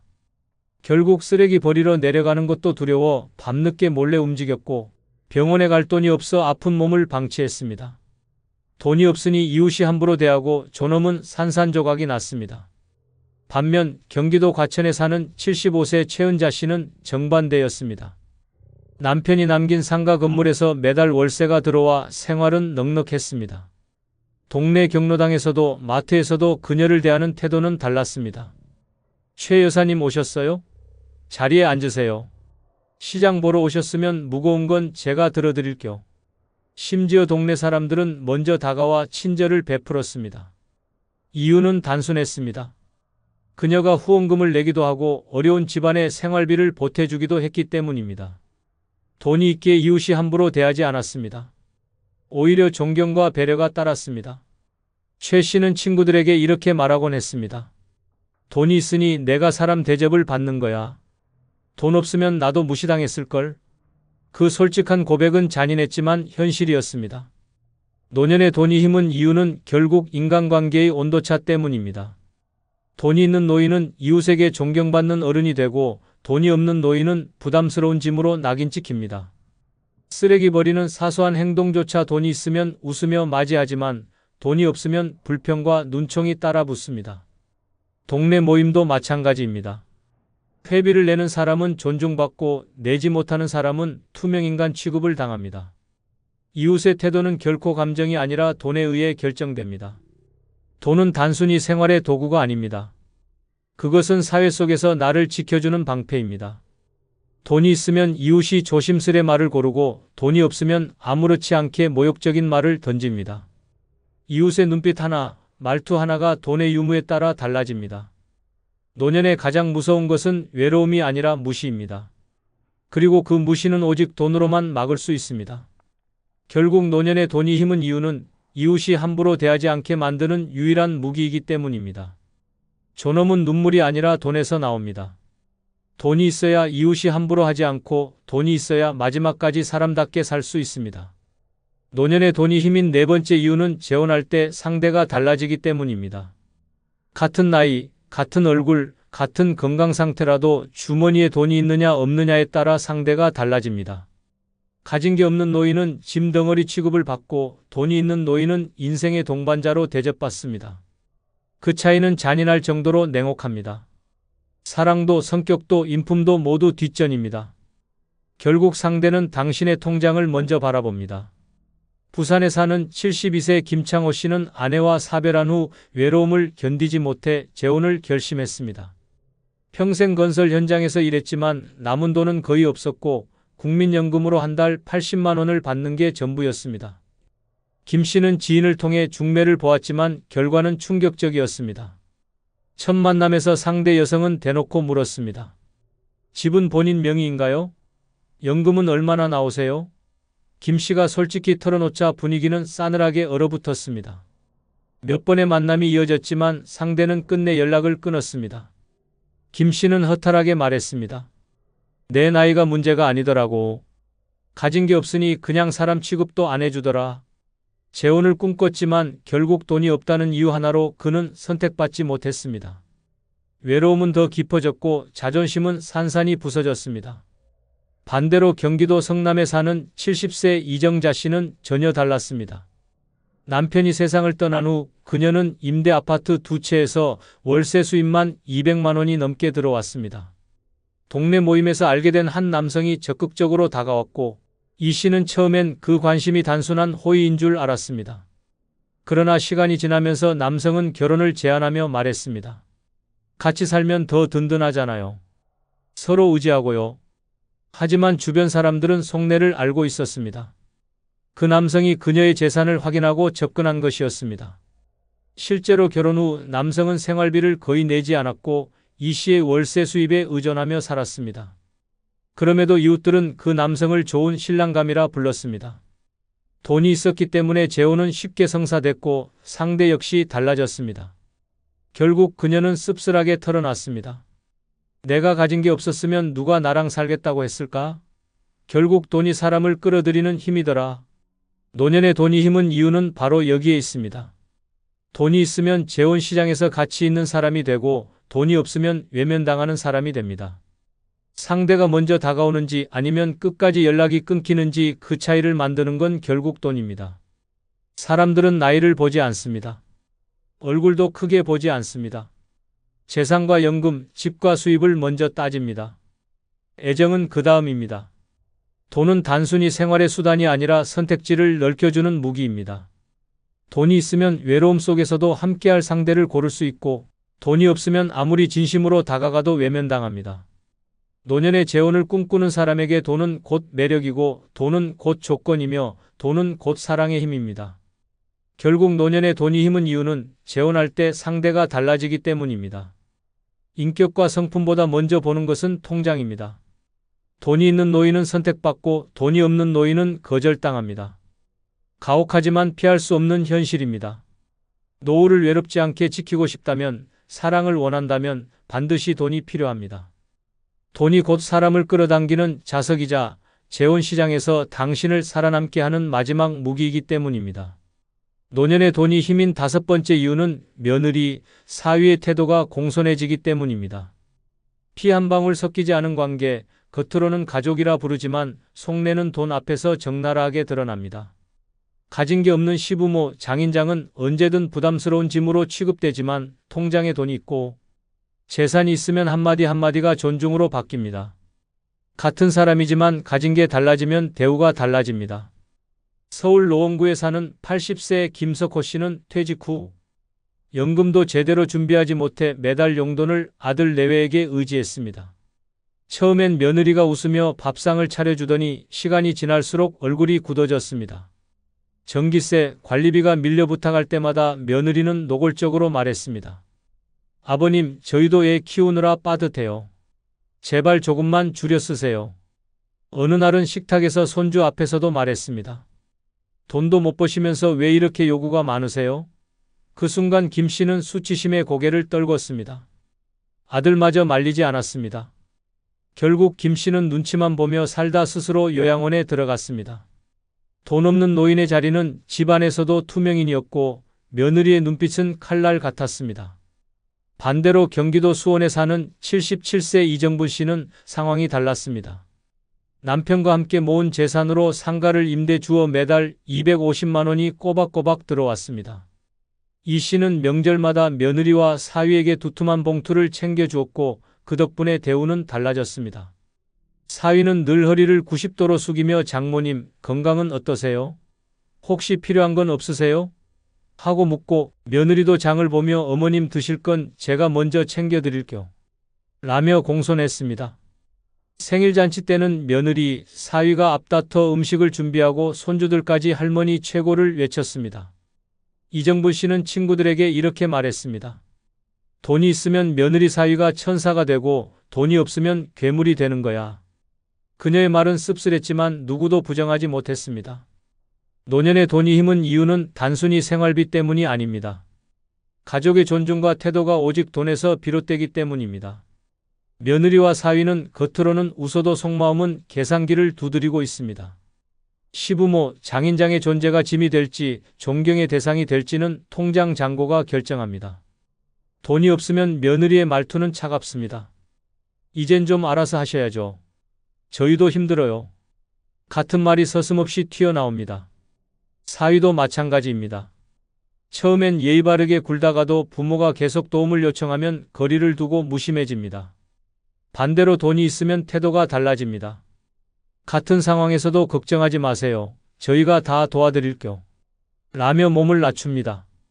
돈은 노인의 권위이자 방패입니다. 자식의 배우자에게 무시당하지 않고 존중받으며 살 수 있는 마지막 힘입니다. 슬프지만 며느리 사위의 공손함은 사랑보다 돈에서 나옵니다. 가진 돈이 곧 존엄이고 그 돈이 곧 태도를 바꿉니다. 결국 노년의 돈이 힘은 이유는 며느리, 사위의 태도가 공손해지기 때문입니다. 사랑으로 대접받길 바라는 건 환상입니다. 돈이 있어야만 존중받고 돈이 있어야만 목소리가 힘을 얻습니다. 인생 말년에 무시당하지 않고 존엄을 지키고 싶다면 단 하나, 돈이 있어야 합니다. 돈이 곧 태도를 바꾸는 유일한 힘이기 때문입니다. 노년의 돈이 힘인 6번째 이유는 대화에서 기가 죽지 않기 때문입니다. 나이가 들면 자연스럽게 몸은 약해지고 자식이나 이웃, 심지어 친구들 앞에서도 목소리가 작아집니다. 하지만 돈이 있으면 상황이 정반대입니다. 통장에 돈이 있다는 사실 하나만으로 말 한마디에 무게가 실리고 사람들이 함부로 무시하지 못합니다. 반대로 돈이 없으면 대화의 자리는 곧 수모의 자리가 됩니다. 입을 열수록 기가 죽고 눈빛 하나하나가 자신을 향한 멸시처럼 느껴집니다. 서울 성북구에 사는 77세 이종만 씨는 평생 공장에서 일하며 가족을 먹여 살렸습니다. 그러나 정작 자신을 위해 모아둔 돈은 없었습니다. 은퇴 후 친구들과 경로당에서 대화할 때마다 그는 기가 꺾였습니다. 다른 친구들이 우리 아들 이번에 집 사줬다더라. 연금 덕에 여행 다녀왔다라며 자랑을 늘어놓을 때 이 씨는 입을 닫고 고개만 끄덕였습니다. 말을 꺼내려다 나는 가진 게 없다는 현실이 떠올라 차마 목소리를 높이지 못했습니다. 심지어 손주 얘기만 나와도 기가 죽었습니다. 용돈 한 번 제대로 쥐어주지 못한 죄책감에 대화 자리에서 점점 사라져갔습니다. 결국 그는 친구 모임을 피하기 시작했습니다. 돈이 없으니 말도 없고 말이 없으니 존재조차 희미해졌습니다. 반대로 전북 전주에 사는 74세 최인자 씨는 전혀 달랐습니다. 남편과 함께 전략해 모은 돈으로 상가 하나를 마련했고 매달 월세가 들어왔습니다. 친구들과 모여도 그녀의 말에는 힘이 있었습니다.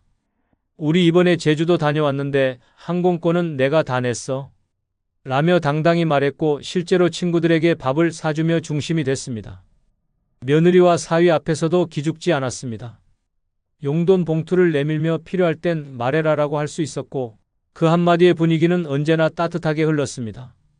돈이 있으니 그녀의 말은 존중받았고 누구도 무시하지 못했습니다. 그녀는 친구들에게 웃으며 말했습니다. 돈이 있으니까 목소리가 커지더라.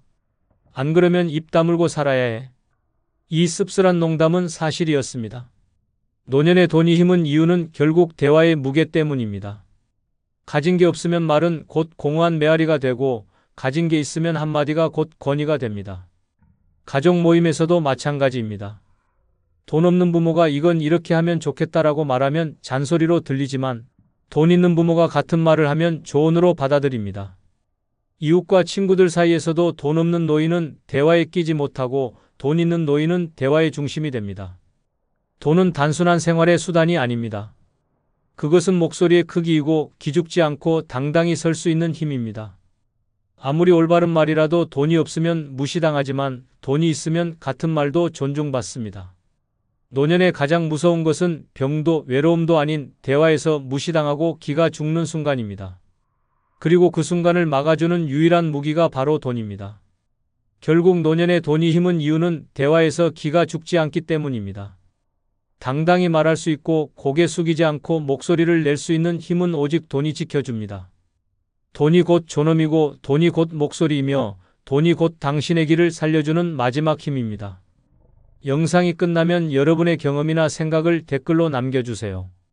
여러분의 소중한 경험과 의견이 다른 누군가에게는 큰 힘과 깨달음이 분명될 것입니다. 아울러 멤버십 가입 부탁드리며 오늘 하루도 행복하시고 무탈하시기 바랍니다. 추석 아침, 서울 금천구의 오래된 빌라 복도는 이른 시간부터 분주합니다. 엘리베이터 앞에는 전이 담긴 반찬통을 든 젊은 부부가 서 있고 아래층에서는 아이들이 웃으며 할머니 송편 다 쪘어요 하고 외칩니다. 세상은 명절에 들뜬 공기로 가득합니다. 그러나 203호 김영호 씨의 집은 정반대입니다. 방 안은 조용하고 차갑습니다. 어제 끓였다 식은 국에서 비린 냄새가 풍기고 창가에는 먼지가 쌓여 있습니다. 냄비 대신 곰팡이가 핀 밥그릇, 송편 대신 편의점에서 사온 삼각김밥 하나가 밥상 위에 덩그러니 놓여 있습니다. 김 씨는 그 앞에 앉아 물 한 잔을 들이켜며 중얼거립니다. 명절이라고 달라질 건 없지. TV에서는 아침 뉴스가 흘러나옵니다. 사회자는 활짝 웃으며 말합니다. 오늘은 가족과 함께 웃음이 넘치는 한가위를 보내시길 바랍니다. 그 한마디가 그의 가슴을 후벼 팝니다. 그는 리모컨을 눌러 TV를 꺼버리고 한동안 멍하니 벽을 바라봅니다. 예전엔 이 방 안도 따뜻했습니다. 아내가 전을 부치며 기름 너무 많이 쓰지 마요 하던 목소리, 손주가 뛰어다니며 할아버지 달 하며 웃던 모습이 아직도 생생합니다. 하지만 아내는 10년 전 세상을 떠났고 자식 둘은 결혼 후 지방으로 내려갔습니다. 처음 몇 해는 전화라도 걸려왔습니다. 아버지, 이번엔 꼭 올라갈게요. 다음 명절엔 같이 밥 먹어요. 그러나 그 약속은 지켜진 적이 없습니다. 지난 설에도 그 전 추석에도 휴대폰은 한 번도 울리지 않았습니다. 그럼에도 김 씨는 매년 명절이면 휴대폰을 눈앞에 두고 기다립니다. 이번엔 오겠지. 손주도 많이 컸을 테니 한 번쯤 보고 싶어 하지 않을까? 하지만 그 희망은 아침이 지나고 점점 사라집니다. 시계는 9시를 가리키고 방 안엔 정적만 가득합니다. 그는 문을 열어 복도로 나가봅니다. 바닥엔 새 신발이 줄지어 놓여 있고 누군가 문 안에서 아버지 이거 좀 더 드세요 하는 소리가 들립니다. 그 따뜻한 말들이 벽을 타고 들려오자 김 씨는 본능적으로 고개를 숙입니다. 자신은 그 아버지라는 단어를 들을 수조차 없는 사람이라는 사실이 가슴을 찌릅니다. 방으로 돌아오니 햇살이 커튼 사이로 들어옵니다. 빛은 따뜻한데 그 안에 서 있는 자신이 유독 초라해 보입니다. 그는 서랍을 열어봅니다. 안에는 손주가 초등학생일 때 그려준 그림이 한 장 있습니다. 할아버지 사랑해요라는 삐뚤빼뚤한 글씨. 그는 그 종이를 천천히 손끝으로 쓸어보며 속삭입니다. 지금은 대학생쯤 됐겠지. 나를 기억이라도 할까? 점점 배가 고파옵니다. 냄비에 어제 남은 밥을 물에 말아 먹습니다. 찬밥을 삼키며 혀끝에서 김치의 짠맛보다 씁쓸한 마음이 먼저 느껴집니다. 밖에선 기름 냄새가 짙어지고 골목마다 웃음소리가 퍼집니다. 아이들이 문 앞을 뛰어다니며 소리칩니다. 엄마, 이거 맛있어요. 그 말 한마디에 김 씨는 젓가락을 멈춥니다. 자신도 그토록 평범한 대화를 나누던 시절이 있었다는 게 믿기지 않습니다. 그는 다시 창문을 닫고 의자에 앉습니다. 한숨이 저절로 새어 나옵니다. 그땐 몰랐지. 시간이 이렇게 잔인한 줄. 벽에 걸린 달력을 바라보면 빨간 글씨로 적힌 추석 두 글자가 유독 선명합니다.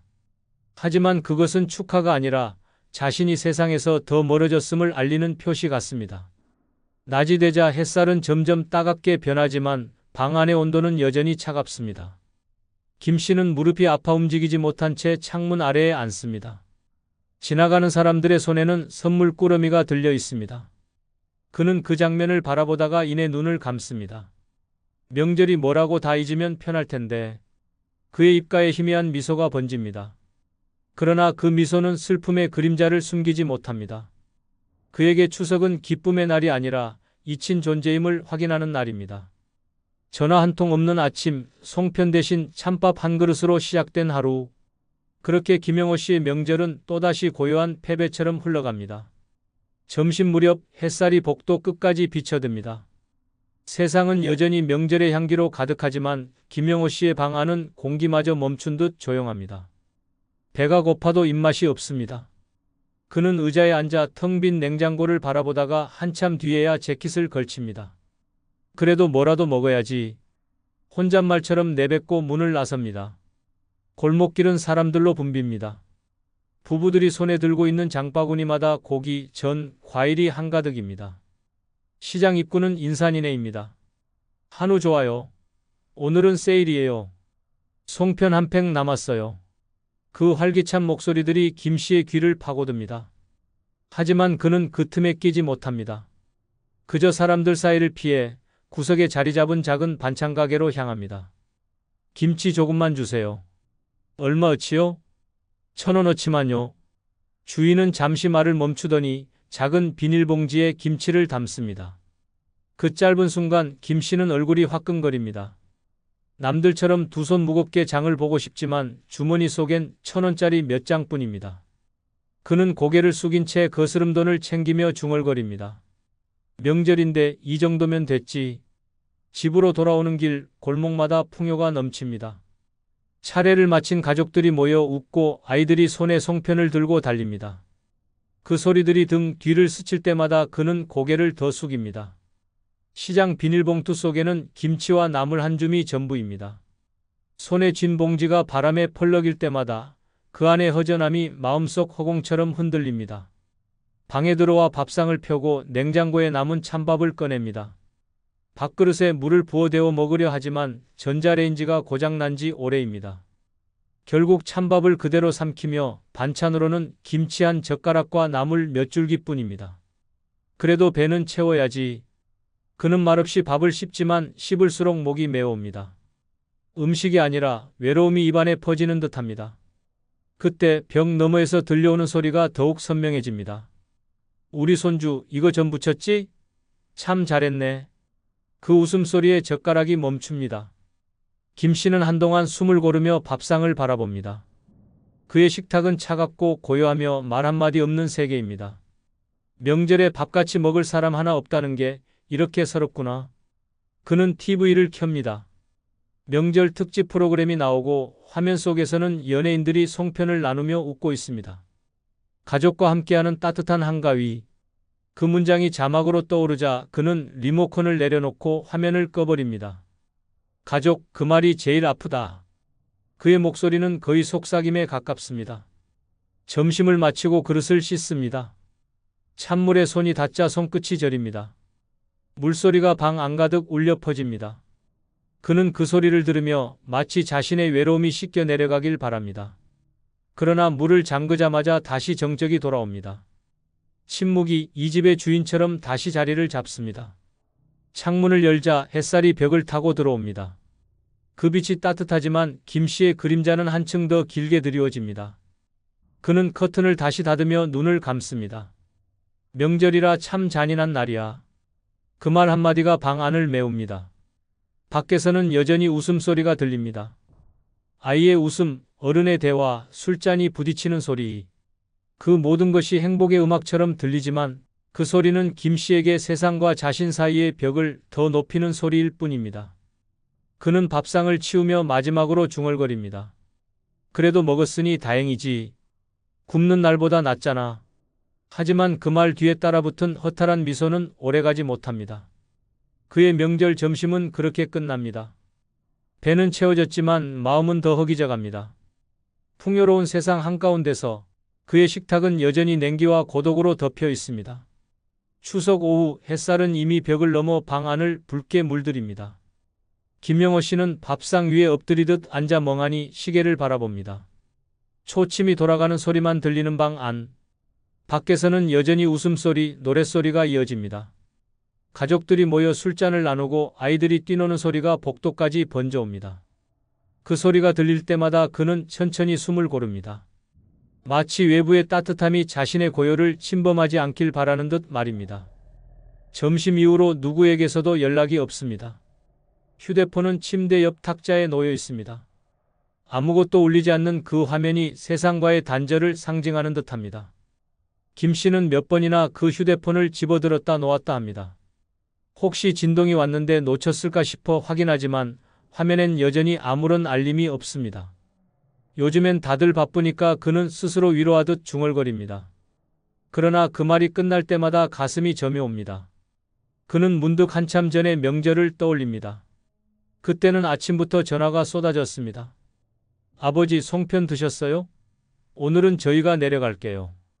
딸의 밝은 목소리, 손주의 제잘거림이 들리던 시절, 그때는 전화벨만 울려도 마음이 따뜻했습니다. 지금은 그 벨소리가 낯섭니다. 오후 5시 드디어 휴대폰 화면에 불이 켜집니다. 딸 지연. 그 이름을 보는 순간 김 씨의 손이 덜덜 떨립니다. 그는 급히 전화를 받습니다. 지연아. 전화기 너머로 딸의 익숙한 목소리가 들려옵니다. 그러나 그 안에는 온기가 없습니다. 아버지 잘 지내시죠? 이번 추석에는 못 올라갈 것 같아요. 애들 학원도 있고 남편이 당직이라서요. 그래 알았다. 일 바쁘면 어쩔 수 없지. 그는 최대한 밝게 대답하려 애쓰지만 목소리가 자꾸 떨립니다. 건강은 괜찮으시죠? 응, 뭐 그럭저럭이다. 괜찮다. 그럼 다음 달쯤에 시간 되면 찾아뵐게요. 그래. 통화는 불과 40초 만에 끝났습니다. 전화를 끊자 방 안은 더 조용해졌습니다. 그는 휴대폰을 천천히 내려놓습니다. 화면에는 통화 종료라는 글자와 함께 검은 화면이 다시 돌아왔습니다. 그는 손가락으로 화면을 쓸어보며 한숨을 내쉽니다. 그래도 전화는 왔네. 다행이지. 하지만 그 말은 허공에 닿기도 전에 부서집니다. 전화를 끊고 나니 오히려 더 외롭습니다. 그는 잠시 창문을 열어봅니다. 맞은편 집에서는 손주들이 뛰어놀며 할아버지를 부르고 있습니다. 그 소리가 벽을 타고 들어와 그의 가슴을 찢습니다. 그는 창문을 닫으며 속삭입니다. 내 손주도 저랬는데 손주가 어릴 적 집에 와서 놀던 기억이 떠오릅니다. 할아버지 송편 같이 빚어요. 하고 웃던 얼굴. 지금은 번호조차 바뀌어 연락도 닿지 않습니다. 저녁 무렵 하늘이 붉게 물들고 가로등 불빛이 켜지기 시작합니다. 김 씨는 텅 빈 식탁 앞에 다시 앉습니다. 휴대폰을 한참 바라보다가 혹시나 싶어 딸에게 문자를 보냅니다. 지연아, 아버지는 괜찮다. 명절 잘 보내라. 그는 보내기 버튼을 누르고 오랫동안 그 화면을 바라봅니다. 답장은 오지 않습니다. 몇 분이 지나고 몇 시간이 지나도 알림음은 울리지 않습니다. 그는 조용히 눈을 감습니다. 마음 한켠에서 서운함이 밀려오지만 동시에 이해하려 애씁니다. 지연이도 살기 힘들겠지. 요즘 세상이 어디 쉽나? 하지만 그 말이 자신을 위로하지 못한다는 걸 그는 이미 알고 있습니다. 자식이 준 짧은 안부 전화 한 통이 오히려 오늘 하루의 가장 깊은 상처로 남았습니다. 밤이 완전히 내려앉을 즈음 김 씨는 전화를 다시 꺼내 들어봅니다. 연락처 목록을 훑어보지만 걸 수 있는 번호가 없습니다. 친구들은 하나둘 세상을 떠났고 남은 몇 명도 각자 가족과 시간을 보내고 있을 겁니다. 결국 그는 휴대폰을 꺼버립니다. 화면이 꺼지는 순간 방 안의 어둠이 한층 더 짙어집니다. 그는 혼잣말처럼 중얼거립니다. 전화 한 통이면 됐는데, 한마디 따뜻한 말이면 됐는데. 하지만 그마저도 바쁜 세상에서는 사치가 되어버렸습니다. 밖에서는 여전히 폭죽 소리가 터지고 어디선가 흥겨운 노랫소리가 들려옵니다. 한 통의 전화가 위로가 아니라 상처가 되는 명절. 그의 추석 저녁은 그렇게 스스로의 침묵 속에서 끝나갑니다. 추석 이튿날 아침, 김영호 씨는 새벽녘에 잠시 눈을 붙였다가 밖에서 들려오는 웃음소리에 잠에서 깹니다. 벽 하나 사이로 들려오는 아이들의 웃음소리, 냄비에서 국이 끓는 소리, 누군가의 어머니 더 드세요 하는 다정한 목소리, 문틈 사이로 스며드는 고소한 전 냄새가 공기를 가득 메웁니다. 그러나 그 향기는 김 씨의 방 안에서는 고문처럼 느껴집니다. 그는 이불을 머리끝까지 덮어보지만 그 따뜻한 기운이 자꾸만 현실을 찌릅니다. 한참을 그렇게 누워있다가 결국 일어납니다. 허리와 무릎이 굳어 몸이 잘 펴지지 않지만 그는 벽을 짚고 서서 커튼을 걷습니다. 창문 너머로 보이는 이웃집 베란다에는 가족들이 모여 식탁을 둘러싸고 있습니다. 어르신이 가운데 앉아 있고 손주들이 돌아가며 절을 합니다. 김 씨는 그 모습을 보고 입술을 깨뭅니다. 아, 저게 진짜 명절이지. 그는 괜히 방 안을 돌아봅니다. 벽에는 달력 한 장, 낡은 시계 하나, 그리고 텅 빈 밥상이 전부입니다. 어디에도 명절의 흔적은 없습니다. 한때 자신도 저런 풍경 속의 주인공이었습니다. 아이들이 아버지, 명절에는 우리 집이 제일 맛있어요. 라며 웃던 시절이 있었습니다. 하지만 지금은 그 모든 장면이 머릿속에 오래된 사진처럼 흐릿합니다. 점심시간이 되자 복도는 더 시끌벅적해집니다. 이웃집 문 앞에는 손님들의 신발이 가득합니다. 김 씨는 무심히 그 앞을 지나가려다 멈춥니다. 문틈으로 새어나오는 웃음소리, 술잔 부딪히는 소리, 그리고 행복이라는 단어가 들립니다. 그 단어 하나가 심장을 찌릅니다. 행복이라 나한테는 참 멀구나. 그는 괜히 쓰레기 봉투를 챙깁니다. 특별히 버릴 것도 없지만 그래도 뭔가 움직이지 않으면 더 외로울 것 같아서입니다. 봉투를 들고 계단을 내려가는 동안 맞은편 집 문이 열리며 중년 여성이 인사합니다. 아버님, 명절 잘 보내세요. 김 씨는 멋쩍게 웃으며 고개를 끄덕입니다. 예, 잘 보내세요. 그 짧은 인사 하나가 따뜻해야 하지만 오히려 가슴이 더 시립니다. 상대는 진심으로 인사했겠지만 자신은 그 명절이라는 말조차 낯섭니다. 자신에겐 아무 일도 없는 평범한 하루일 뿐이니까요. 밖으로 나가면 골목에는 명절 분위기가 흘러넘칩니다.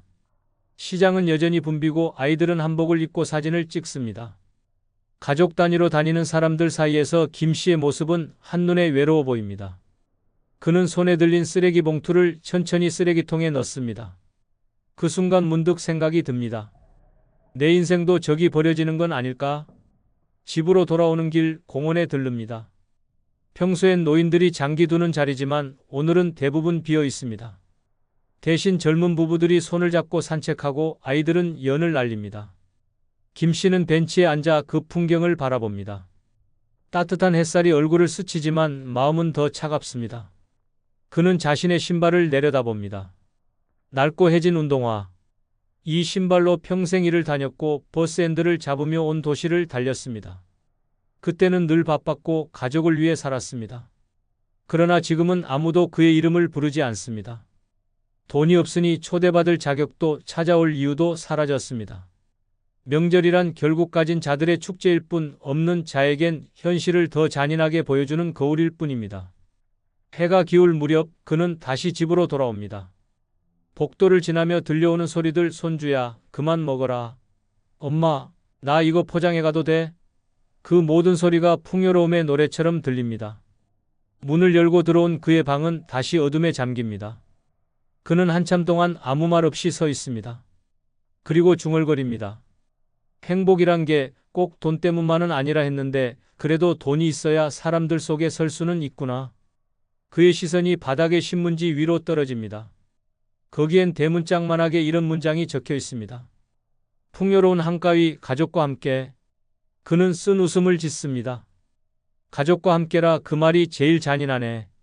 밖에서는 또다시 폭죽 소리가 터집니다. 아이들이 웃으며 소리를 지르고 어른들은 술잔을 나눕니다. 하지만 김영호 씨의 방 안에서는 냉기만이 가득합니다. 그가 느끼는 풍요는 타인의 소리로만 존재하고 자신의 현실은 점점 더 쓸쓸해집니다. 그렇게 추석의 둘째 날은 저물어갑니다. 누군가는 가족의 품에서 웃고 누군가는 외로움 속에서 잠을 청합니다. 김영호 씨에게 명절의 풍경은 따뜻함이 아니라 자신이 세상에서 얼마나 멀어졌는지를 보여주는 잔혹한 거울일 뿐입니다. 명절의 마지막 날 아침부터 동네는 분주합니다. 짐을 싸는 소리, 트렁크 닫히는 소리, 어머니 잘 계세요 하는 인사들이 여기저기서 들려옵니다. 그 소리들이 멀어질수록 김영호 씨의 방 안은 더 고요해집니다. 하루 전까지만 해도 온 동네에 흘러넘치던 웃음소리와 음식 냄새는 사라지고 대신 버려진 쓰레기 봉투와 식은 명절 음식 냄새만이 복도에 남았습니다. 그는 창문을 열어봅니다.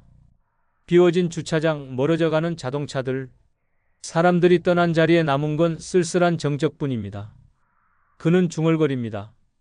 그래, 명절이 끝나면 세상도 원래대로 돌아가지.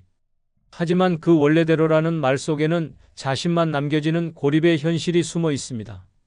방 안으로 돌아와 그는 의자에 앉습니다. 식탁 위에는 어제 먹다 남은 김치와 밥그릇이 그대로 있습니다. 그는 그릇을 치우지도 않은 채 허공을 바라봅니다. 명절 내내 문이 한 번도 두드려지지 않았고 전화벨은 단 한 번 울렸습니다. 그마저도 짧은 안부 전화 한 통으로 끝났습니다. 그 사실이 그를 괴롭게 하면서도 이상하게도 이젠 익숙합니다. 기대가 없으면 실망도 없지. 그는 그렇게 중얼거리며 허공에 웃음을 흙 뿌립니다. 그때 문틈으로 이웃집 할머니의 웃음소리가 스며듭니다. 손주가 떠나며 할머니 또 올게요. 하자 할머니가 조심히 가라. 며 울먹입니다. 그 따뜻한 장면을 들으며 김 씨는 한동안 말이 없습니다. 부러움도 질투도 아닙니다. 그저 사람 냄새가 그립습니다. 누군가에게 잘 가라는 말 한마디라도 해줄 수 있는 존재. 그게 지금의 자신에겐 가장 먼 꿈처럼 느껴집니다. 점심이 지나고 오후가 되자 세상은 다시 일상으로 돌아갑니다. 골목의 소음도 음식 냄새도 사라졌습니다. 김 씨의 방 안에는 다시 시계 초침 소리만 남습니다. 그는 천천히 서랍을 열고 낡은 봉투를 꺼냅니다. 안에는 몇 장 안 되는 지폐와 동전, 그리고 오래된 사진 한 장이 있습니다. 젊은 시절 가족과 함께 찍었던 유일한 사진. 그는 사진을 손끝으로 쓰다듬으며 낮게 읊조립니다. 돈이 인생의 전부는 아니라고 했지. 하지만 돈이 없으니 사람도 시간도 마음도 다 멀어지는구나. 그는 한참 동안 그 사진을 바라보다 봉투를 다시 서랍에 넣습니다. 그리고 조용히 결심합니다. 이대로는 안 되겠다. 늦었지만 나도 내 삶을 좀 챙겨야지. 그는 낡은 수첩을 꺼내고 손으로 적습니다. 매달 10,000원이라도 저축하기. 약은 미리 챙기기. 그리고 누군가에게 먼저 안부 묻기. 그가 적는 글씨는 삐뚤고 느리지만 그 속엔 희미한 생기가 깃듭니다. 창밖으로 노을이 스며듭니다. 온 세상이 붉게 물들며 또 하루가 저물고 있습니다. 김 씨는 커튼을 걷고 그 빛을 가만히 바라봅니다. 명절이 끝난 세상은 조용하지만 그의 마음은 처음으로 조금은 따뜻합니다. 가족이 없어도 돈이 많지 않아도 이제는 최소한 내 삶을 내가 버텨보겠다는 의지가 생긴 것입니다. 그는 마지막으로 중얼거립니다. 이젠 기다리지 말자. 그냥 내가 나를 챙기자. 그리고 전등을 끄고 천천히 누워 눈을 감습니다.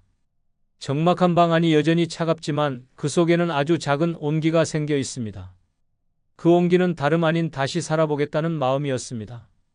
그렇습니다. 지금 이 영상을 보고 계신 당신도 김영호 씨와 다르지 않습니다. 가족이 멀어져도 돈이 없어도 삶은 여전히 당신의 것입니다. 하루에 1,000원을 아껴 비상금을 만들고 한 번의 산책으로 몸을 일으키고 한 통의 안부 전화로 마음을 나누면 인생은 다시 따뜻해집니다. 늦었다고 포기하지 마세요. 지금 이 순간이 바로 다시 살아갈 첫날입니다. 야, 너 들었어? 70 넘은 노인이 장례비 없어서 결국 무연고 화장됐다더라. 에이, 설마 자식들이 있는데도 그렇게 됐단 말이야? 자식 있어도 돈 없으면 결국 버려지는 게 현실이야. 그래, 맞다. 그게 지금 우리 세상이지. 이 대화가 과장이 아닙니다. 실제로 돈 없는 노인은 병실에서도 동네 모임에서도 심지어 죽음 앞에서도 초라해질 수밖에 없습니다. 그래서 옛사람들은 가난은 100가지 수치의 근본이다라고 했습니다. 또한 장자의 말처럼 부유함은 단순히 금전이 아니라 불필요한 모멸을 피하게 하는 방패다라는 경고를 우리는 늙어서야 뼈저리게 실감합니다. 돈은 단순히 지갑 속의 종이가 아닙니다. 그것은 남은 생을 지켜주는 최소한의 무기이며 노인의 존엄을 지키는 마지막 성벽입니다. 이제부터 늙어서 돈이 최고인 이유 6가지를 하나하나 드러내겠습니다. 돈이 없으면 어떤 순간들이 얼마나 잔인하게 다가오는지, 그리고 돈이 있으면 어떻게 마지막까지 당당히 살아갈 수 있는지를 낱낱이 보여드리겠습니다. 구독, 좋아요, 알림 설정 눌러주시면 복 왕창 받으실 겁니다. 늙어서 돈이 최고인 첫 번째 이유는 노인이라 무시받는 것도 돈 앞에선 바뀌기 때문입니다. 나이가 들면 자연스럽게 주변의 태도가 달라집니다. 젊었을 때는 존중받던 사람이 이제는 늙은이라는 꼬리표 하나로 무시당합니다. 길을 걸어도 대접이 달라지고 가족 안에서도 소외되는 순간이 찾아옵니다. 그런데 돈이 있으면 상황은 정반대로 바뀝니다. 나이 많은 노인이라도 돈이 있다는 사실 하나만으로 다시 존중받고 무게감 있는 존재로 대우받습니다. 돈은 노인에게 사라진 권위를 되찾아주는 마지막 무기입니다. 서울 강북구에 사는 최영자 씨는 80세를 넘기면서 집안에서 철저히 무시당했습니다. 아들이 말했습니다. 엄마, 이제는 아무것도 하지 말고 그냥 가만히 계세요. 며느리도 식탁에서 대놓고 불평했습니다. 이제는 도와드릴 게 아니라 저희가 짐이네요. 손주들은 휴대폰만 보며 눈길조차 주지 않았습니다. 가진 돈 한 푼 없으니 집안에서 말 한마디 할 힘도 사라졌습니다. 어느 날 병원 진료를 받으러 갔을 때도 의사는 짧게 말했습니다. 연세가 많으시니까 그냥 참고 사세요. 그 순간 최영자 씨는 철저히 늙고 가난한 사람으로만 취급당했습니다.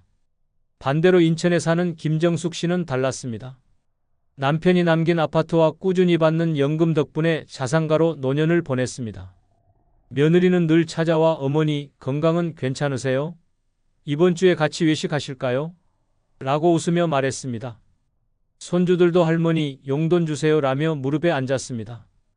병원에 가면 의사는 더 친절했습니다. 어르신 보험도 탄탄하시고 치료 옵션이 다양합니다. 편하게 말씀하세요. 같은 노인이라도 돈이 있다는 사실만으로 대우가 달라진 것입니다. 충북 청주의 박종만 씨 사례도 있습니다. 75세 나이에 노후 준비가 전혀 안 되어 친구들 모임에서조차 기죽었습니다. 모임 회비 5만 원을 내지 못해 매번 핑계를 대며 빠졌습니다. 그러자 사람들은 속삭였습니다. 저 사람 이제 빈곤 때문에 모임도 못 나오네. 결국 친구 관계도 끊기고 집안에 틀어박혀 외롭게 살았습니다. 하지만 같은 동네에 사는 정인철 씨는 달랐습니다. 나이는 똑같이 75세지만 부동산 임대 수입으로 매달 수백만 원이 들어왔습니다. 모임에 나가면 사람들이 형님, 요즘 부동산은 어때요? 라며 존경의 눈길을 보냈습니다. 똑같이 늙었지만 돈이 있느냐 없느냐로 사회적 위치는 하늘과 땅 차이가 된 것입니다. 여러분, 노인이 무시당하는 이유는 단순히 나이 때문이 아닙니다. 돈이 없기 때문입니다. 돈이 없는 노인은 불편한 존재, 짐 같은 존재로 취급됩니다. 그러나 돈이 있는 노인은 경험 많은 좋은 자로 대접받습니다. 같은 말이라도 돈 있는 노인이 하면 통찰력이 되고 돈 없는 노인이 하면 잔소리가 됩니다. 이 잔혹한 현실을 모른 척하고 살아갈 수 있을까요? 늙어서 돈이 최고인 이유는 결국 존중과 직결되기 때문입니다. 돈이 있어야 가족 안에서 당당할 수 있고 사회에서 대우받을 수 있습니다. 돈이 없으면 늙은이라는 이유 하나로 버려지지만 돈이 있으면 어르신이라는 이름으로 존경받습니다. 돈은 노인의 마지막 목소리이며 사라진 권위를 다시 세우는 가장 강력한 무기입니다. 존중받으며 늙고 싶다면 돈은 피할 수 없는 필수 조건입니다. 늙어서 돈이 최고인 두 번째 이유는 동네 모임에서 말발이 서는 것도 돈이 기준이기 때문입니다. 나이와 경험이 많다고 해서 존중받는 시대는 이미 끝났습니다. 요즘 동네 경로당, 아파트 모임, 친목회에서 진짜 권력을 쥐는 사람은 연륜이 아니라 돈입니다. 봉투를 내는 크기, 술값을 결제하는 여유, 경조사에 쿨하게 축의금을 내는 손길이 곧 그 사람의 위상을 결정합니다. 늙어도 돈이 없으면 아무리 인생사를 떠들어도 쓸데없는 잔소리로 치부되지만 돈이 있으면 같은 말이 지혜로운 조언으로 포장됩니다. 이것이 노년사회의 냉혹한 룰입니다. 서울 노원구의 김상호 씨는 은퇴 후 동네 경로당에 자주 나갔습니다.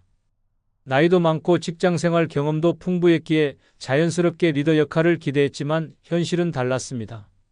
월 90만 원의 기초연금이 전부라 술자리에선 늘 계산을 피했습니다. 모임 회비도 밀리기 일쑤였습니다. 어느 날 의견을 내자 한 사람이 이렇게 말했습니다.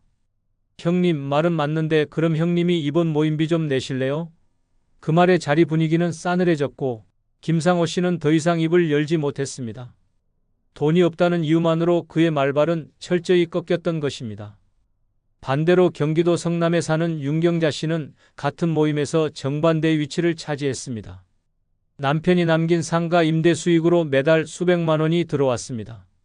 모임에서 술값이 나오면 내가 낼게 하고 카드를 내밀었습니다. 경조사에는 누구보다 두둑하게 내고 작은 행사에도 기부금을 냈습니다. 그 결과 모임에서 그녀가 말하면 모두 고개를 끄덕였습니다. 역시 윤 여사님 말씀엔 힘이 있어. 같은 나이, 같은 모임이지만 돈이 있느냐 없느냐로 권력은 극과 극으로 갈라졌습니다. 부산 사구의 최영수 씨 사례도 있습니다. 평생 공장에서 일하다 겨우 퇴직한 그는 노후 자금이 바닥났습니다. 동네 노인회에 나가고 싶었지만 회비와 회식비가 부담돼 점점 발길을 끊었습니다. 그러자 자연스럽게 사람들은 그의 이름조차 거론하지 않았습니다. 최 씨는 요즘 왜 안 보여? 에이, 돈 없어서 못 나오나 보지. 뒷말은 잔인했습니다. 그러나 같은 동네의 장재호 씨는 모임에서 회장까지 맡았습니다. 이유는 단순했습니다. 넉넉한 연금과 건물 임대 수입 덕분에 모임에 돈을 아끼지 않았기 때문입니다. 결국 모임의 권력 구조는 나이도 경력도 아닌 돈이 만든 것이었습니다. 여러분, 이 현실을 인정하기 싫어도 부정할 수 없습니다. 늙으면 건강도 약해지고 사회적 역할도 줄어듭니다. 남는 건 동네 모임과 사람 관계뿐인데 그 자리에서도 돈이 없는 노인은 입을 열 자격조차 빼앗깁니다. 돈이 있어야 당당히 의견을 내고 사람들이 귀 기울여 줍니다. 돈이 없으면 목소리는 공허한 메아리에 불과하지만 돈이 있으면 그 목소리는 곧 권위가 됩니다. 늙어서 돈이 최고인 이유는 바로 이겁니다. 동네 모임에서 말발이 서는 것도 결국 돈이 기준이기 때문입니다. 돈이 있으면 존중받고 없으면 무시당합니다. 나이와 인생 경험은 장식일 뿐이고 진짜 힘은 지갑에서 나옵니다. 노년의 존엄을 지키고 사람들 앞에서 당당히 서고 싶다면 돈은 선택이 아니라 필수입니다. 돈만이 늙은 당신의 목소리에 힘을 실어줄 수 있습니다. 늙어서 돈이 최고인 세 번째 이유는 남에게 휘둘리지 않을 수 있기 때문입니다. 나이 들면 누구나 힘이 빠지고 의지할 대상이 필요해집니다. 그러나 돈이 없는 노인은 자식에게, 며느리에게, 사위에게, 심지어 이웃에게까지 고개를 숙여야만 합니다. 말 한마디 꺼내는 순간에도 돈도 없는 주제애라는 시선이 칼처럼 꽂히고 결국 자신이 하고 싶은 말은 삼켜야만 합니다. 하지만 돈이 있으면 상황은 완전히 달라집니다. 내가 먼저 선택할 수 있고 내 목소리에 힘이 실리며 누구도 함부로 대하지 못합니다. 돈이 곧 나를 지켜주는 갑옷이 됩니다. 서울 강동구에 사는 79세 정혜수 씨는 평생 공장에서 일했지만 은퇴 후 손에 남은 건 보증금 500만 원짜리 월세방뿐이었습니다. 생활비는 아들 내외에게 의지해야 했습니다. 처음엔 며느리가 밥상을 차려주며 아버님 편히 계세요라고 웃었지만 시간이 지날수록 태도는 변했습니다.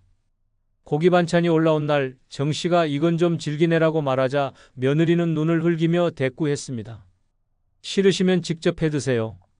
아들마저 아버지 우리가 챙겨드리는데 왜 그렇게 불만이 많으세요? 라며 짜증을 냈습니다. 정 씨는 점점 말을 줄였고 결국 집안에서 그림자처럼 살게 됐습니다.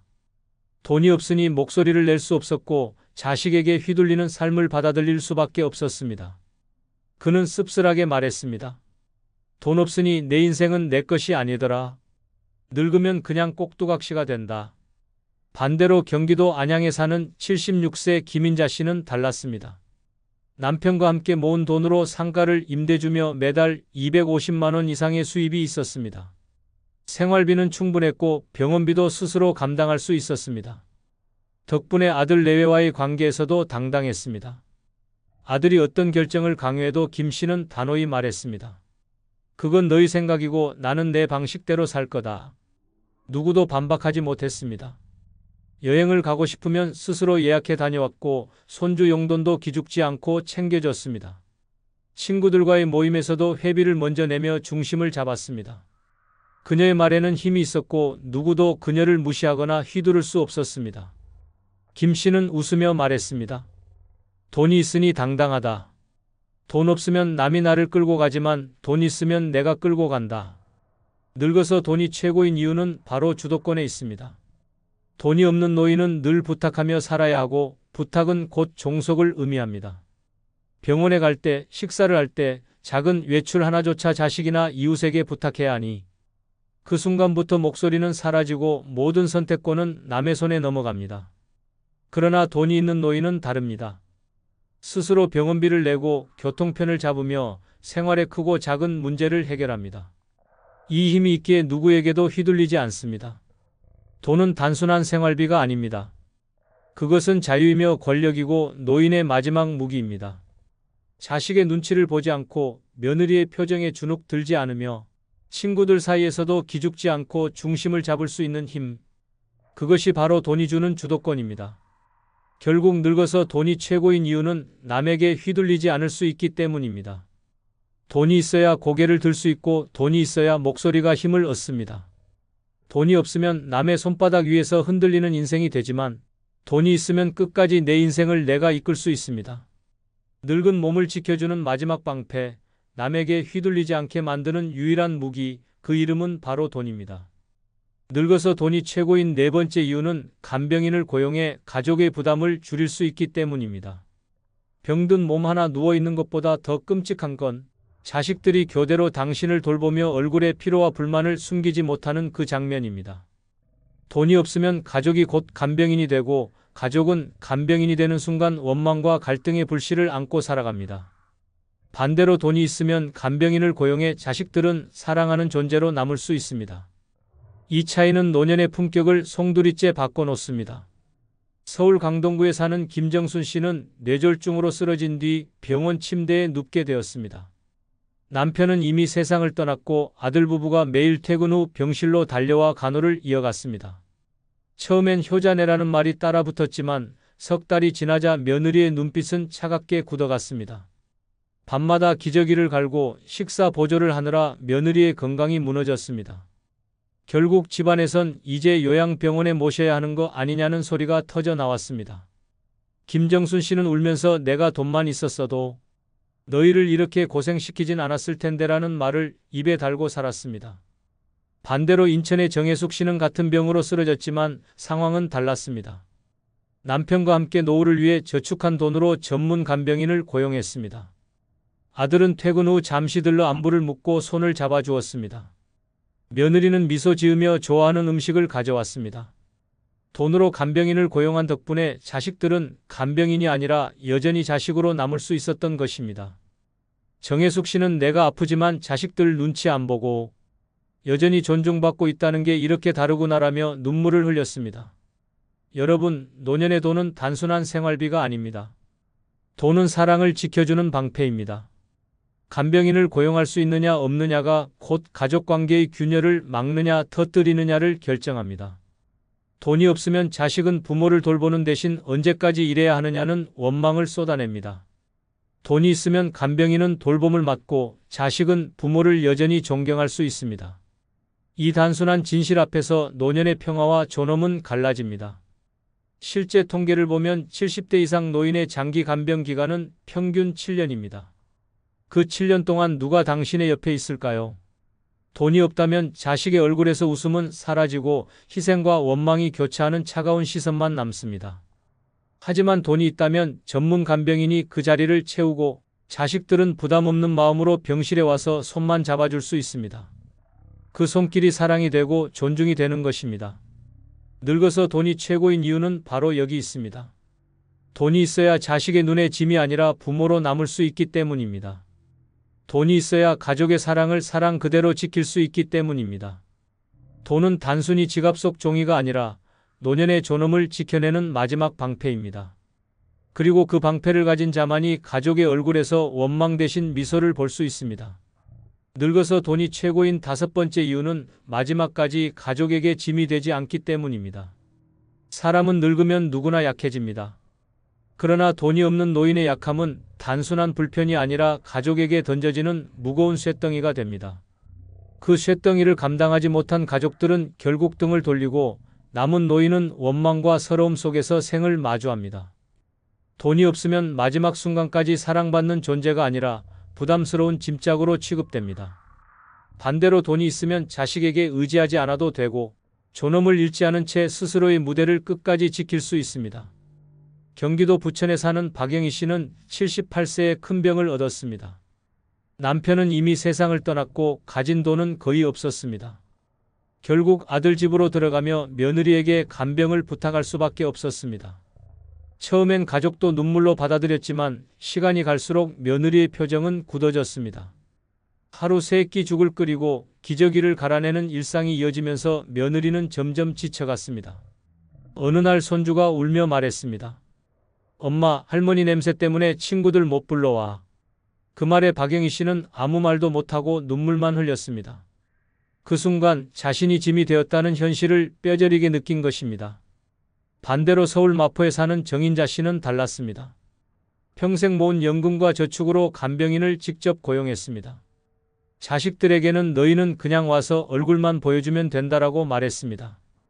덕분에 아들은 병실에서 어머니의 손을 잡고 미소를 지을 수 있었고, 며느리는 음식과 꽃을 들고 와 따뜻한 시간을 보낼 수 있었습니다. 돈이 있었기에 정인자 씨는 가족에게 짐이 아닌 사랑받는 존재로 남을 수 있었습니다. 한 의사의 기록을 보면 노년에 돈이 없는 환자와 돈이 있는 환자의 마지막은 극명히 달랐다고 합니다. 돈이 없는 환자는 가족이 지쳐가며 차갑게 대했지만, 돈이 있는 환자는 간병인을 곁에 두고 자식들이 편한 마음으로 찾아와 웃음을 남겼습니다. 결국 차이를 만든 건 병이 아니라 돈이었습니다. 여러분, 노년은 길고 외롭습니다. 그러나 더 무서운 건 자식의 눈에 짐이 되어가는 자신을 보는 순간입니다. 돈이 없으면 자식은 효도 대신 희생을 강요당하고 그 희생은 원망으로 변합니다. 원망은 차가운 말과 냉랭한 시선으로 돌아옵니다. 하지만 돈이 있으면 자식은 부모를 여전히 존중할 수 있고 부모는 사랑받으며 삶을 마무리할 수 있습니다. 늙어서 돈이 최고인 이유는 단순히 밥을 먹고 병원비를 내기 위해서가 아닙니다. 돈은 가족과의 관계를 지켜주는 마지막 끈입니다. 돈이 있으면 짐이 되지 않고 돈이 없으면 짐이 됩니다. 그것이 노년의 가장 잔인한 현실입니다. 마지막 순간까지 사랑으로 남고 싶다면 돈은 선택이 아니라 생존의 무기입니다. 그리고 그 무기를 가진 사람만이 가족 앞에서 끝까지 존엄을 지킬 수 있습니다. 늙어서 돈이 최고인 6번째 이유는 돈 없으면 장례식조차 초라해지기 때문입니다. 인생을 어떻게 살아왔던 마지막 순간은 장례식에서 드러납니다.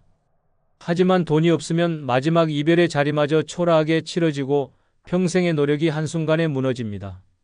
살아생전 존경받던 사람도 돈이 없으면 마지막 길에서 불쌍한 노인으로 기억됩니다.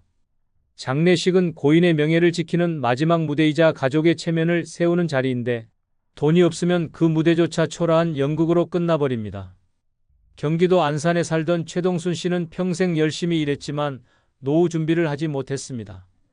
갑작스러운 심장마비로 세상을 떠난 그는 가족들에게 큰 짐만 남겼습니다. 장례식 비용조차 마련하지 못해 결국 마을 회관에서 조촐하게 빈소를 차렸습니다. 조문객들은 고개를 숙이면서도 속으로 수군거렸습니다. 저렇게 살다가 마지막도 저렇게 되는구나. 상복조차 제대로 준비하지 못한 자식들은 눈물 대신 죄책감에 휩싸였습니다. 최동순 씨는 마지막 순간조차 돈이 없어 존엄을 지키지 못했습니다. 반대로 서울 강서구에 사는 박인자 씨는 달랐습니다. 평생 모은 저축과 보험 덕분에 장례식 비용을 미리 준비해 두었습니다.